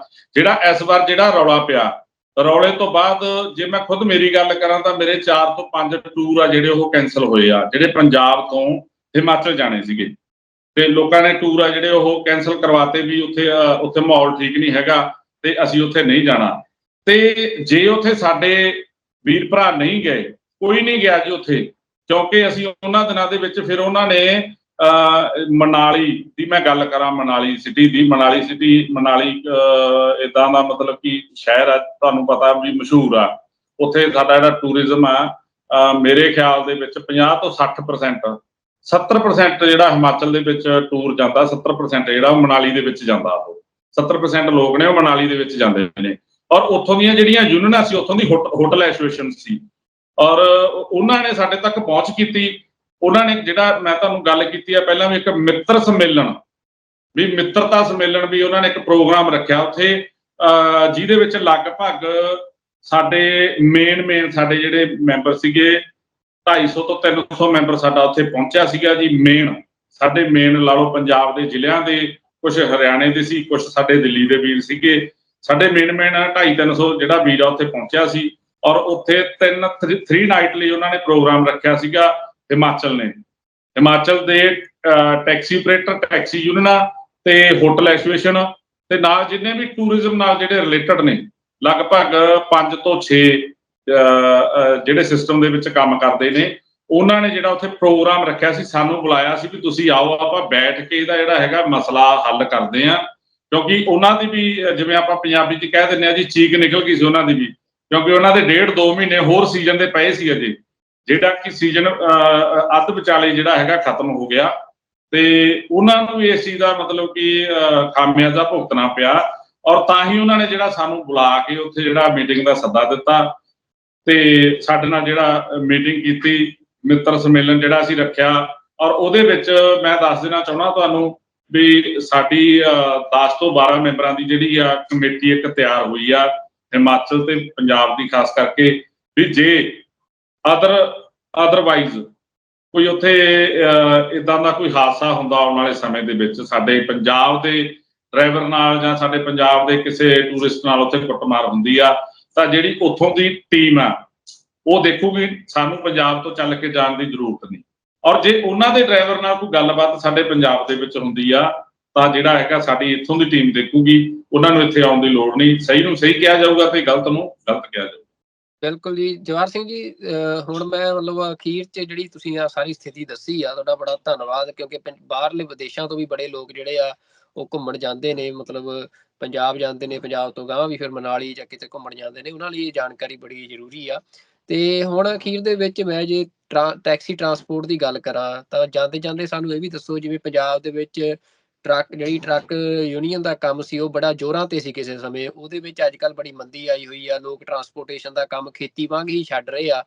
ਤੇ ਟੈਕਸੀ ਯੂਨੀਅਨ ਦੀ ਗੱਲ ਕਰਨੀ ਹੋਵੇ ਤਾਂ ਕੀ ਇਸ ਸਮੇਂ ਸਥਿਤੀ ਆ ਟੈਕਸੀ ਦੇ ਜਿਹੜਾ ਬਿਜ਼ਨਸ ਆ ਉਹਦੀ, ਸਰਕਾਰਾਂ ਵਾਲੇ ਪੱਖ ਤੋਂ ਕੀ ਦਿੱਕਤਾਂ ਸਮੱਸਿਆਵਾਂ ਨੇ, ਜਾਂ ਤੁਸੀਂ ਕੀ ਕਹਿਣਾ ਚਾਹੁੰਦੇ ਹੋ ਵੀ ਕਿਹੜੇ ਹਾਲਾਤਾਂ 'ਚ ਤੁਸੀਂ ਇਸ ਸਮੇਂ ਇਸ ਬਿਜ਼ਨਸ ਨੂੰ ਕਰ ਰਹੇ ਹੋ? ਕਿਉਂਕਿ ਮੈਂ ਗੱਲ ਜੋੜਦਾ ਨਾਲ, ਤੁਸੀਂ ਦੱਸਿਆ ਵੀ ਹਿਮਾਚਲ ਦੇ ਵਿੱਚ ਤੁਹਾਨੂੰ ਜਾਣ ਲੱਗਿਆ ਕਈ ਤਰ੍ਹਾਂ ਦਾ ਟੈਕਸ ਭਰਨਾ ਪੈਂਦਾ ਆ, ਪਰ ਪੰਜਾਬ ਦੇ ਵਿੱਚ ਮੈਨੂੰ ਲੱਗਦਾ ਕਿ ਇਹੋ ਜਿਹੀ ਕੋਈ ਗੱਲ ਹੈ ਨਹੀਂ। ਤਾਂ ਖਾਸ ਤੌਰ ਤੇ ਜੇ ਪੰਜਾਬ ਦੀ ਟੈਕਸੀ ਬਿਜ਼ਨਸ ਨੂੰ ਧਿਆਨ 'ਚ ਰੱਖ ਕੇ ਗੱਲ ਕਰਨੀ ਹੋਵੇ ਤਾਂ ਕਿਹਨਾਂ ਦਿੱਕਤਾਂ ਦਾ ਤੁਸੀਂ ਸਾਹਮਣਾ ਕਰ ਰਹੇ ਹੋ ਤੇ ਕਿਸ ਸਥਿਤੀ ਦੇ ਵਿੱਚ ਤੁਹਾਡਾ ਇਸ ਸਮੇਂ ਬਿਜ਼ਨਸ ਆ? ਦੇਖੋ ਜੀ, ਬਹੁਤ ਵਧੀਆ ਤੁਸੀਂ ਸਵਾਲ ਕੀਤਾ, ਜਿਹੜਾ ਵੀ ਜਿੱਦਾਂ ਜੇ ਆਪਾਂ ਟਰੱਕਾਂ ਦੀ ਗੱਲ ਕਰੀਏ ਤਾਂ ਟਰੱਕ ਲਾਈਨ ਵੀ ਅੱਜ ਦੇ ਟਾਈਮ ਦੇ ਵਿੱਚ ਪੰਜਾਬ ਦੇ ਵਿੱਚ ਪਿੜ ਚੁੱਕੀ ਆ, ਜਿਹੜੀ ਕਿ ਇੱਕ ਸਭ ਤੋਂ ਵਧੀਆ ਧੰਦਾ ਹੋਇਆ ਕਰਦਾ ਸੀ ਪੰਜਾਬ ਦੇ ਵਿੱਚ। ਸਾਡੇ ਬਜ਼ੁਰਗਾਂ ਨੇ, ਮੇਰੇ ਫਾਦਰ ਸਾਹਿਬ ਨੇ, ਔਰ ਖੁਦ ਮੈਂ ਵੀ ਜੇ ਗੱਲ ਕਰਾਂ ਤਾਂ ਮੈਂ ਟਰੱਕ ਲਾਈਨ ਦੇ ਵਿੱਚ ਰਿਹਾ ਮੈਂ। ਤੇ ਜਿਹੜਾ ਹੁਣ ਜੇ ਆਪਾਂ ਟੈਕਸੀ ਧੰਦੇ ਦੀ ਗੱਲ ਕਰੀਏ ਤਾਂ ਮੈਂ ਇੱਕ ਤੁਹਾਡੇ ਚੈਨਲ ਦੇ ਮਾਧਿਅਮ ਰਾਹੀਂ ਮੈਂ ਇੱਕ ਸਾਡੇ NRI ਵੀਰਾਂ ਨੂੰ ਬੇਨਤੀ ਕਰਾਂਗਾ। ਪਹਿਲਾਂ ਤਾਂ ਮੈਂ ਤੁਹਾਨੂੰ ਦੱਸਾਂਗਾ ਵੀ ਜਿਹੜਾ ਪੰਜਾਬ ਦੇ ਵਿੱਚ ਟੈਕਸੀ ਦਾ ਧੰਦਾ ਅੱਜ ਦੀ ਤਰੀਕ ਦੇ ਵਿੱਚ ਪੂਰਾ ਇਸ ਟਾਈਮ ਪਿਟਿਆ ਹੋਇਆ ਔਰ ਘਾਟੇ ਵੱਲ ਨੂੰ ਜਾ ਰਿਹਾ, ਕਿਉਂਕਿ ਜਿਹੜਾ ਹਰ ਸਾਲ ਹਰ ਮਹੀਨੇ ਇਹ ਕੰਮ ਘਟਦਾ ਜਾ ਰਿਹਾ ਤੇ ਮਤਲਬ ਕਿ ਬਹੁਤ ਪਰੇਸ਼ਾਨੀਆਂ ਦਾ ਸਾਨੂੰ, ਖਾਸ ਕਰਕੇ ਜਿਹੜੇ ਅਸੀਂ ਵੀਰ ਸਰਕਾਰ ਨੂੰ ਕਈ ਤਰ੍ਹਾਂ ਦੇ ਟੈਕਸ ਦੇ ਕੇ ਕਮਰਸ਼ੀਅਲ ਗੱਡੀਆਂ ਸਾਡੇ ਕੋਲੇ ਪੀਲੀ ਪਲੇਟ ਅਸੀਂ ਕੰਮ ਕਰ ਰਹੇ ਹਾਂ, ਔਰ ਸਾਨੂੰ ਇਸ ਚੀਜ਼ ਦਾ ਬਹੁਤ ਜਿਹੜਾ ਹੈਗਾ ਨੁਕਸਾਨ ਝੇਲਣਾ ਪੈ ਰਿਹਾ। ਔਰ ਮੈਂ ਗੱਲ ਪਹਿਲਾਂ ਕੀਤੀ ਆ ਤੁਹਾਡੇ ਚੈਨਲ ਰਾਹੀਂ, ਮੈਂ ਸਾਡੇ NRI ਵੀਰਾਂ ਨੂੰ ਬੇਨਤੀ ਕਰੂੰਗਾ, ਵੀਰੋ ਜਿਹੜਾ ਤੁਹਾਡਾ ਪੰਜਾਬ ਆ, ਇਹ ਸਾਡਾ ਪੰਜਾਬ ਤੇ ਤੁਹਾਡਾ ਪੰਜਾਬ ਆ, ਜਿਹੜੇ ਤੁਸੀਂ ਪੰਜਾਬ ਤੋਂ ਬਾਹਰ ਰੋਜੀ ਰੋਟੀ ਦੇ ਵਾਸਤੇ ਤੁਸੀਂ ਬਾਹਰਲੇ ਮੁਲਕਾਂ ਦੇ ਵਿੱਚ ਗਏ ਹੋਏ ਹੋ, ਔਰ ਤੁਹਾਡੇ NRI ਵੀਰਾਂ ਦੇ ਨਾਲ ਜਿਹੜਾ ਹੈਗਾ ਸਾਡੇ ਪੰਜਾਬ ਦਾ ਜਿਹੜਾ ਸਿਸਟਮ ਆ, ਮੈਨੂੰ ਲੱਗਦਾ ਵੀ 60 ਤੋਂ 70% ਜਿਹੜਾ ਸਿਸਟਮ ਆ ਉਹ NRI ਵੀਰਾਂ ਨਾਲ ਚੱਲਦਾ। ਮੈਂ ਸਾਡੇ ਵੀਰਾਂ ਨੂੰ ਬੇਨਤੀ ਕਰੂੰਗਾ ਕਿ ਤੁਹਾਡੇ ਚੈਨਲ ਦੇ ਮਾਧਿਅਮ ਰਾਹੀਂ ਵੀ ਤੁਸੀਂ ਜਦੋਂ ਵੀ ਪੰਜਾਬ ਆਉਣੇ ਹੋ, ਠੀਕ ਹੈ, ਤਾਂ ਤੁਸੀਂ ਜਿਹੜਾ ਹੈਗਾ ਸਸਤੀ ਗੱਡੀ ਲਿਜਾਣ ਦੀ ਬਜਾਏ ਤੁਸੀਂ ਆਪਣੇ ਸ਼ਹਿਰ ਪਿੰਡ ਆਪਣੇ ਏਰੀਏ ਦੀ ਗੱਡੀ 에ਅਰਪੋਰਟ ਬੁਲਾਇਆ ਕਰੋ ਜਾਂ 에ਅਰਪੋਰਟ ਲੈ ਕੇ ਜਾਇਆ ਕਰੋ। ਖਾਸ ਕਰਕੇ ਕਮਰਸ਼ੀਅਲ ਗੱਡੀ ਆਪਾਂ ਫੇਰ ਕਿਤੇ ਤੁਸੀਂ ਕਦੇ ਮੌਕਾ ਦਿੱਤਾ ਤਾਂ ਮੈਂ ਤੁਹਾਨੂੰ ਦੱਸੂਗਾ ਵੀ ਕਮਰਸ਼ੀਅਲ ਗੱਡੀ, ਇੱਕ ਵਾਈਟ ਪਲੇਟ ਗੱਡੀ ਆਪਣੇ ਵੀਰ ਲੈ ਕੇ ਜਾਂਦੇ ਆ ਔਰ ਇੱਕ ਪੀਲੀ ਪਲੇਟ ਜਿਹੜੀ ਗੱਡੀ ਲੈ ਕੇ ਜਾਂਦੇ ਆ, ਉਹਦੇ ਮੈਂ ਫਰਕ ਦੱਸੂਗਾ। ਉਹਦੇ ਕਾਫੀ ਫਰਕ ਨੇ। ਕਮਰਸ਼ੀਅਲ ਗੱਡੀ ਦੇ ਵਿੱਚ ਅਸੀਂ ਕਿਤੇ ਨਾ ਕਿਤੇ ਸਾਡੀ ਪੂਰੀ ਫੈਮਿਲੀ ਜਾਂ ਅਸੀਂ ਸਾਰੇ ਸੇਫ ਹਾਂ। ਔਰ ਜਿਹੜਾ ਤੁਸੀਂ ਟੈਕਸੀ ਧੰਦੇ ਦੀ ਗੱਲ ਕੀਤੀ ਆ, ਵੀ ਅੱਜ ਦਾ ਟਾਈਮ ਜਿਹੜਾ ਬਹੁਤ ਸਲੋ ਟੈਕਸੀ ਦਾ ਧੰਦਾ ਚੱਲ ਰਿਹਾ। ਬਾਕੀ ਅਸੀਂ ਵੇਟ ਕਰ ਰਹੇ ਹਾਂ ਵੀ ਸਾਡਾ ਜਿਹੜਾ ਸਰਦੀ ਦਾ ਮੌਸਮ ਆਉਣ ਵਾਲਾ, ਔਰ ਸਾਡੇ ਜਿਹੜੇ NRI ਵੀਰ ਆ ਉਹ ਖਾਸ ਕਰਕੇ ਸਰਦੀ ਦੇ ਵਿੱਚ ਬਾਹਰਲੇ ਮੁਲਕਾਂ ਤੋਂ ਪੰਜਾਬ ਆਉਂਦੇ ਨੇ, ਤੇ ਉਹਨਾਂ ਨੂੰ ਬੇਨਤੀ ਕਰਾਂਗੇ ਵੀਰੋ ਵੀ ਤੁਸੀਂ ਪੰਜਾਬ ਦੀ ਹੀ ਗੱਡੀ ਯੂਜ਼ ਕਰਿਆ ਕਰੋ ਜਦੋਂ ਤੁਸੀਂ ਪੰਜਾਬ ਆਉਣਾ ਹੁੰਦਾ, ਦਿੱਲੀ ਤੋਂ ਆਉਣਾ ਹੁੰਦਾ। ਔਰ ਕਾਫੀ ਕੁਝ ਚੱਲ ਰਿਹਾ।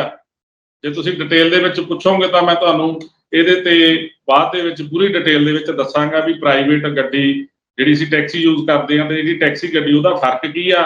ਔਰ ਜਿਹੜੇ ਵੀਰ ਸਾਡੇ ਕਈ ਵੀਰ ਦਿੱਲੀ ਏਅਰਪੋਰਟ ਤੇ ਆ ਕੇ ਵਨ ਸਾਈਡਡ ਗੱਡੀ ਭਾਲਦੇ ਆ ਜਾਂ ਸਸਤੀ ਗੱਡੀ ਭਾਲਦੇ ਆ। ਔਰ ਉਹਦੇ ਵਿੱਚ ਵੀ ਮੈਂ ਸਾਡੇ NRI ਵੀਰਾਂ ਨੂੰ ਜਾਣਕਾਰੀ ਦੇਣਾ ਚਾਹੁੰਦਾ ਵੀਰ ਜੀ, ਬਹੁਤ ਬੰਦੇ ਇੱਦਾਂ ਦੇ ਨੇ ਜਿਹੜੇ ਟੈਕਸੀ ਧੰਦੇ ਦੀ ਆੜ ਦੇ ਵਿੱਚ ਘੱਟ ਕਿਰਾਇਆ ਲੈ ਕੇ ਤੇ ਆਪਣੇ 2 ਨੰਬਰ ਦੇ ਕੰਮ ਕਰ ਰਹੇ। ਬਿਲਕੁਲ ਜੀ, ਮਤਲਬ ਇਹ ਦੇਖੋ ਇੱਕ ਤਰ੍ਹਾਂ ਦੇ ਨਾਲ ਅੱਜ ਸਰਕਾਰਾਂ ਜਿਹੜੀਆਂ ਨੇ ਉਹ ਭਾਵੇਂ ਸਾਰ ਨਹੀਂ ਲੈ ਰਹੀਆਂ, ਸਰਕਾਰਾਂ ਦੀਆਂ ਨੀਤੀਆਂ ਜਿਹੜੀਆਂ ਨੇ ਉਹਨਾਂ ਸਾਰੇ ਪੰਜਾਬ ਦੇ ਧੰਦੇ ਚੌਪਟ ਕਰਤੇ ਆ, ਪਰ ਇਹ ਲੋਕਾਂ ਦੇ ਇੱਕ ਦੂਜੇ ਦੇ ਸਹਿਯੋਗ ਨਾਲ ਹੀ ਭਾਵੇਂ ਪੰਜਾਬੀ ਅੱਜ ਵਿਦੇਸ਼ਾਂ 'ਚ ਬੈਠੇ ਆ ਉਹ ਹੋਣ ਤੇ ਜਿਹੜੇ ਉਹਨਾਂ ਦੇ ਵੀਰ ਭਰਾ ਪੰਜਾਬ 'ਚ ਕੰਮ ਕਰ ਰਹੇ ਆ, ਤਾਂ ਕੋਈ ਸਮਾਜਿਕ ਅਪਰੋਚ ਦੇ ਨਾਲ ਹੀ ਅਸੀਂ ਇੱਕ ਦੂਜੇ ਦੀ ਮਦਦ ਦੇ ਨਾਲ ਇੱਕ ਦੂਜੇ ਨੂੰ ਖੜਾ ਰੱਖ ਸਕਦੇ ਆ।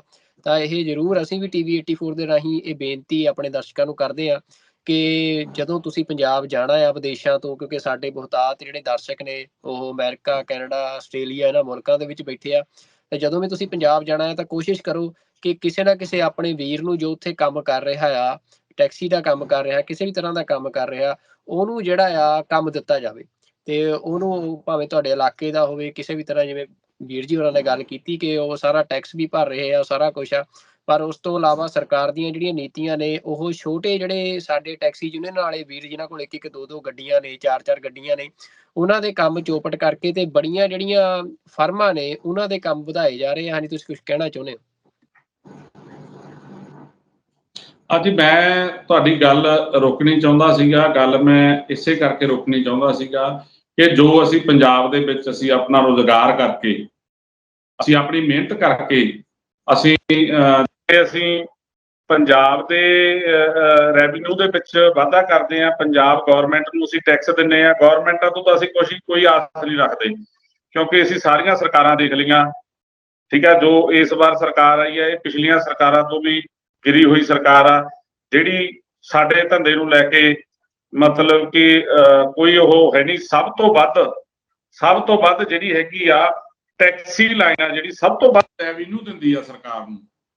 ਸਭ ਤੋਂ ਵੱਧ ਇਹਦੀ ਰੇਸ਼ੋ ਕੱਢ ਲਿਓ ਵੀ ਸਭ ਤੋਂ ਵੱਧ ਟੈਕਸ ਕਿੱਥੋਂ ਆਉਂਦਾ। ਸਭ ਤੋਂ ਵੱਧ ਜਿਹੜੀ ਆ ਟੈਕਸੀ ਲਾਈਨ ਆ ਜਿਹੜੀ ਉਹ ਰੈਵਨਿਊ ਦਿੰਦੀ ਆ। ਔਰ ਸਾਡੀਆਂ ਪਿਛਲੇ ਸਮੇਂ ਦੇ ਵਿੱਚ ਸਾਡੀ ਯੂਨੀਅਨ ਨੇ ਬਹੁਤ ਕੰਮ ਕੀਤੇ ਨੇ, ਸਰਕਾਰੀ ਅਫਸਰਾਂ ਦੇ ਕੋਲੋਂ ਕਈ ਅਸੀਂ ਜਿਹੜੇ ਹੈਗੇ ਆ ਲਾਗੂ ਕਰਵਾਏ ਅਸੀਂ ਕੰਮ। ਸੋ ਅਸੀਂ ਲਾਗੂ ਜਿਹੜੇ ਕੰਮ ਕਰਵਾਏ ਆ ਉਹ ਇਸ ਕਰਕੇ ਕਰਵਾਏ ਆ ਵੀ ਜਿਹੜਾ ਪੰਜਾਬ ਦਾ ਟੈਕਸ ਆ, ਪੰਜਾਬ ਦਾ ਜਿਹੜਾ ਰੈਵਨਿਊ ਆ ਉਹ ਪੰਜਾਬ ਦੇ ਵਿੱਚ ਹੀ ਰਵੇ, ਅਦਰ ਸਟੇਟਾਂ ਦੇ ਵਿੱਚ ਨਾ ਜਾਵੇ। ਲੋਕਲ ਸਾਡੀ ਜਿਹੜੀ ਪੰਜਾਬ ਦੀ ਸਰਕਾਰ ਆ, ਸਾਡੀਆਂ ਗੱਡੀਆਂ ਦੇ ਇੰਨੇ ਕੁ ਜ਼ਿਆਦਾ ਟੈਕਸ ਵਧਾਏ ਹੋਏ ਆ ਕਿ ਸਾਨੂੰ ਅਦਰ ਸਟੇਟਾਂ ਦੇ ਜਿਹੜੇ ਆ ਨੰਬਰ ਲੈਣੇ ਪੈ ਰਹੇ ਆ ਗੱਡੀਆਂ ਦੇ। ਅਦਰ ਸਟੇਟਾਂ ਦੇ ਵਿੱਚ ਸਾਨੂੰ ਗੱਡੀਆਂ ਪਾਸ ਕਰਾਉਣੀਆਂ ਪੈ ਰਹੀਆਂ ਕਿਉਂਕਿ ਅਦਰ ਸਟੇਟਾਂ ਦੇ ਵਿੱਚ ਜਿਹੜੇ ਆ ਟੈਕਸ ਘੱਟ ਨੇ ਔਰ ਪੰਜਾਬ ਦੇ ਵਿੱਚ ਜਿਹੜੇ ਆ ਵੱਧ ਨੇ। ਨਹੀਂ, ਬਿਲਕੁਲ ਜੀ, ਇਹ ਹੋਰ ਵੀ ਅਸੀਂ ਤੁਹਾਡੇ ਨਾਲ ਜਿਹੜੀ ਆ ਗੱਲਬਾਤ ਕਰਾਂਗੇ ਇਸ ਮਸਲੇ ਤੇ ਵੀ ਕਦੇ ਫੇਰ ਕਿ ਕੀ ਜਿਹੜੀਆਂ ਟੈਕਸੀ ਯੂਨੀਅਨ ਨੂੰ ਸਮੱਸਿਆਵਾਂ ਨੇ ਉਹ ਕਿਸ ਤਰੀਕੇ ਦੀਆਂ ਆ ਰਹੀਆਂ ਨੇ। ਪਰ ਇਹ ਮੋਟੀ ਗੱਲ ਹਰ ਇੱਕ ਬੰਦੇ ਨੂੰ ਪਤਾ ਆ ਕਿ ਟੈਕਸੀ ਯੂਨੀਅਨ ਹੋਵੇ, ਟਰੱਕ ਯੂਨੀਅਨ ਦਾ ਕੰਮ ਹੋਵੇ, ਮਤਲਬ ਇਹ ਜਿਹੜੇ ਸਾਰੇ ਧੰਦੇ ਨੇ, ਭਾਵੇਂ ਉਹ ਖੇਤੀ ਦਾ ਧੰਦਾ ਹੋਵੇ ਜਿਹੜਾ ਕਿ ਪੰਜਾਬ ਦੇ ਲੋਕ ਵੱਡੇ ਪੱਧਰ ਤੇ ਕਰਦੇ ਸੀ, ਉਹ ਕਿਵੇਂ ਉਹ ਸਾਰੇ ਧੰਦੇ ਆ ਇਸ ਸਮੇਂ ਚੌਪਟ ਕੀਤੇ ਗਏ ਆ, ਜਿਹਦੇ ਕਰਕੇ ਪੰਜਾਬ ਦੇ ਨੌਜਵਾਨਾਂ ਦੇ ਕੋਲ ਇਸ ਸਮੇਂ ਪੰਜਾਬ ਤੋਂ ਬਾਹਰ ਵਿਦੇਸ਼ਾਂ ਵਿੱਚ ਆਉਣ ਤੋਂ ਇਲਾਵਾ ਹੋਰ ਕੋਈ ਰਾਹ ਨਹੀਂ ਬਚਿਆ। ਮਤਲਬ ਉਹ ਦੇਖ ਰਹੇ ਆ ਕਿ ਪੰਜਾਬ ਦੇ ਵਿੱਚ ਭਾਵੇਂ ਤੁਸੀਂ 12 ਘੰਟੇ ਕੰਮ ਕਰੋ, 15 ਘੰਟੇ ਕੰਮ ਕਰੋ, ਪਰ ਤੁਹਾਨੂੰ ਆਪਣਾ ਟੱਬਰ ਚਲਾਉਣ ਲਈ ਵੀ ਜਿਹੜਾ ਆ ਉਹ ਗੁਜ਼ਾਰਾ ਤੁਹਾਡਾ ਨਹੀਂ ਪੂਰਾ ਹੁੰਦਾ। ਤਾਂ ਇਸ ਕਰਕੇ ਇਹ ਸਾਰੇ ਜਿਹੜੇ ਹਾਲਾਤ ਨੇ ਉਹ ਤੁਸੀਂ ਸਾਡੇ ਨਾਲ ਜਾਣਕਾਰੀ ਸਾਂਝੀ ਕੀਤੀ ਆ, ਜੋ ਖਾਸ ਤੌਰ ਤੇ ਹਿਮਾਚਲ ਦੇ ਵਿੱਚ ਵੀ ਜੋ ਜਿਸ ਤਰ੍ਹਾਂ ਦਾ ਵਿਹਾਰ ਵਤੀਰਾ ਪੰਜਾਬ ਦੇ ਲੋਕਾਂ ਦੇ ਨਾਲ ਕੀਤਾ ਗਿਆ, ਤੇ ਜਿਵੇਂ ਫਿਰ ਪੰਜਾਬ ਦੇ ਲੋਕਾਂ ਨੇ ਰਿਸਪੌਂਸ ਵੀ ਦਿੱਤਾ ਤੁਸੀਂ ਸਾਰਿਆਂ ਨੇ, ਕਿ ਜੇ ਤੋਂ ਬਾਅਦ ਤੁਸੀਂ ਕਿਹਾ ਵੀ ਚੀਕ ਨਿਕਲੀ ਆ ਉੱਥੋਂ ਦੇ ਲੋਕਾਂ ਦੀ ਵੀ ਉਹਨਾਂ ਨੂੰ ਇਹ ਗੱਲ ਸਮਝ ਲੱਗੀ ਕਿ ਪੰਜਾਬ ਤੋਂ ਬਿਨਾਂ ਉਹਨਾਂ ਦਾ ਗੁਜ਼ਾਰਾ ਨਹੀਂ। ਤਾਂ ਪਰ ਇਹ ਆ ਵੀ ਇਹ ਸਾਰੀ ਜਾਣਕਾਰੀ ਜਿਹੜੀ ਆ ਉਹ ਸਾਡੇ ਦਰਸ਼ਕਾਂ ਤੱਕ ਤੁਸੀਂ ਪਹੁੰਚਾਈ, ਸਾਡੇ ਨਾਲ ਗੱਲਬਾਤ ਕੀਤੀ। ਤੁਹਾਡਾ ਬਹੁਤ ਧੰਨਵਾਦ ਸਾਡੇ ਨਾਲ ਇਸ ਪ੍ਰੋਗਰਾਮ ਦੇ ਵਿੱਚ ਸ਼ਾਮਲ ਹੋਣ ਲਈ। ਫੇਰ ਕਦੇ ਹੋਰ ਮਸਲੇ ਦੇ ਤੁਹਾਡੇ ਤੱਕ ਜ਼ਰੂਰ ਅਪਰੋਚ ਕਰਾਂਗੇ। ਜਦੋਂ ਵੀ ਕੋਈ ਇਹੋ ਜਿਹਾ ਮਸਲਾ ਆਉਂਦਾ ਜਿਹੜਾ ਟੈਕਸੀ ਯੂਨੀਅਨ ਨਾਲ ਸੰਬੰਧਿਤ ਹੋਵੇ, ਇਸ ਕਿਰਤ ਨਾਲ ਸੰਬੰਧਿਤ ਹੋਵੇ, ਤਾਂ ਤੁਸੀਂ ਸਾਡੇ ਤੱਕ ਵੀ ਜ਼ਰੂਰ ਸੁਨੇਹਾ ਲਾਇਓ ਜੀ। ਤੁਹਾਡੀ ਗੱਲ ਇੱਥੇ ਲੋਕਾਂ ਤੱਕ ਪਹੁੰਚਾਉਣ ਦੀ ਪੂਰੀ ਆਪਣੀ ਜਿਹੜੀ ਆ ਕੋਸ਼ਿਸ਼ ਕਰਾਂਗੇ ਜੀ। ਬਹੁਤ ਧੰਨਵਾਦ ਤੁਹਾਡਾ। ਵਾਹਿਗੁਰੂ ਜੀ ਕਾ ਖਾਲਸਾ, ਵਾਹਿਗੁਰੂ ਵਾਹਿਗੁਰੂ ਜੀ ਜੀ ਕਾ ਖਾਲਸਾ, ਵਾਹਿਗੁਰੂ ਜੀ ਕੀ ਫਤਿਹ। ਤੇ ਇਹ ਸਨ ਵੀਰ ਜੀ ਜਿਨ੍ਹਾਂ ਨੇ ਕਿ ਤੁਸੀਂ ਦੇਖਿਆ ਕਿ ਸਾਰੀ ਗੱਲਬਾਤ ਸਾਡੇ ਨਾਲ ਸਾਂਝੀ ਕੀਤੀ ਆ, ਜੋ ਵੀ ਇਸ ਸਮੇਂ ਹਾਲਾਤ ਟੈਕਸੀ ਯੂਨੀਅਨ ਦੇ ਜਾਂ ਖਾਸ ਤੌਰ ਤੇ ਹਿਮਾਚਲ ਦੇ ਵਿੱਚ ਜਾਣ ਲਈ ਚੱਲ ਰਹੇ ਆ। ਤੇ ਅਸੀਂ ਗੱਲਬਾਤ ਖਤਮ ਹੁੰਦਿਆਂ ਇਹ ਅਪੀਲ ਵੀ ਇੱਕ ਤਰ੍ਹਾਂ ਦੇ ਨਾਲ ਕਰ ਹੀ ਦਿੱਤੀ ਆ ਆਪਣੇ ਦਰਸ਼ਕਾਂ ਨੂੰ ਕਿ ਤੁਸੀਂ ਜਦੋਂ ਮਤਲਬ ਅੱਜ ਵਿਦੇਸ਼ਾਂ ਦੇ ਵਿੱਚ ਬੈਠੇ ਜਿੰਨੇ ਵੀ ਲੋਕ ਸਾਨੂੰ ਦੇਖ ਰਹੇ ਆ ਤੇ ਜਾਂ ਪੰਜਾਬ ਦੇ ਵਿੱਚ ਵੀ ਲੋਕ ਦੇਖ ਰਹੇ ਆ, ਉਹਨਾਂ ਨੂੰ ਇਹ ਅਪੀਲ ਆ ਕਿ ਅੱਜ ਜਦੋਂ ਪੰਜਾਬ ਦੀ ਸਾਰ ਕੋਈ ਵੀ ਸਰਕਾਰ ਨਹੀਂ ਲੈ ਰਹੀ ਆ, ਭਾਵੇਂ ਲੋਕਾਂ ਨੇ ਇੱਕ ਨਵੀਂ ਸਰਕਾਰ ਚੁਣੀ, ਉਹ ਵੀ ਜਿਵੇਂ ਦੱਸਿਆ ਵੀਰ ਜੀ ਹੋਰਾਂ ਨੇ ਕਿ ਕਿਵੇਂ ਉਹਨਾਂ ਪਹਿਲੀਆਂ ਸਰਕਾਰਾਂ ਨਾਲੋਂ ਵੀ ਬੁਰਾ ਹਾਲ ਕੀਤਾ ਆ ਇਸ ਵਪਾਰ ਦਾ। ਇਸੇ ਤਰ੍ਹਾਂ ਦਾ ਹਾਲ ਟਰੱਕ ਯੂਨੀਅਨ ਦਾ, ਟਰਾਂਸਪੋਰਟੇਸ਼ਨ ਦਾ ਪੰਜਾਬ ਦੇ ਵਿੱਚ ਹੋਇਆ ਹੋਇਆ। ਤੇ ਇਹ ਜ਼ਰੂਰੀ ਆ ਫਿਰ ਅਜਿਹੇ ਸਮੇਂ ਕਿ ਭਾਵੇਂ ਵਿਦੇਸ਼ਾਂ ਦੇ ਵਿੱਚ ਅਸੀਂ ਬੈਠੇ ਆ ਜਾਂ ਕਿਤੇ ਵੀ ਪੰਜਾਬੀ ਬੈਠਾ, ਉਹ ਪੰਜਾਬੀ ਦੀ ਸਾਰ ਲਵੇ ਤਾਂ ਅਸੀਂ ਇੱਕ ਦੂਜੇ ਨੂੰ, ਇੱਕ ਦੂਜੇ ਦੇ ਵਪਾਰਾਂ ਨੂੰ ਮਜ਼ਬੂਤ ਕਰੀਏ। ਤਾਂ ਇਹੀ ਇੱਕੋ ਇੱਕ ਤਰੀਕਾ ਆ ਇਸ ਸਮੇਂ ਪੰਜਾਬ ਦੀ ਆਰਥਿਕਤਾ ਨੂੰ ਖੜਾ ਰੱਖਣ ਦਾ, ਪੰਜਾਬ ਦੇ ਸਮਾਜ ਨੂੰ ਖੜਾ ਰੱਖਣ ਦਾ। ਤੇ ਆਸ ਕਰਦੇ ਹਾਂ ਕਿ ਸਾਡਾ ਅੱਜ ਦਾ ਇਹ ਪ੍ਰੋਗਰਾਮ, ਸਾਡੀ ਅੱਜ ਦੀ ਇਹ ਗੱਲਬਾਤ ਤੁਹਾਨੂੰ ਇੱਕ ਵਾਜਬ ਗੱਲਬਾਤ ਲੱਗੀ ਹੋਵੇਗੀ, ਜਿਸ ਤਰ੍ਹਾਂ ਅਸੀਂ ਹਰ ਰੋਜ਼ ਕੋਈ ਵਾਜਬ ਮਸਲਾ ਲੈ ਕੇ ਤੁਹਾਡੇ ਅੱਗੇ ਹਾਜ਼ਰ ਹੁੰਦੇ ਹਾਂ। ਤੇ ਅਗਲੇ ਪ੍ਰੋਗਰਾਮ ਦੇ ਵਿੱਚ ਕਿਸੇ ਹੋਰ ਮਸਲੇ ਤੇ ਕਿਸੇ ਹੋਰ ਮਹਿਮਾਨ ਦੇ ਨਾਲ ਤੁਹਾਡੇ ਅੱਗੇ ਹਾਜ਼ਰ ਹੋਵਾਂਗੇ। ਉਦੋਂ ਤੱਕ ਰੱਬ ਰਾਖਾ। ਵਾਹਿਗੁਰੂ ਜੀ ਕਾ ਖਾਲਸਾ, ਵਾਹਿਗੁਰੂ ਜੀ ਕੀ ਫਤਿਹ।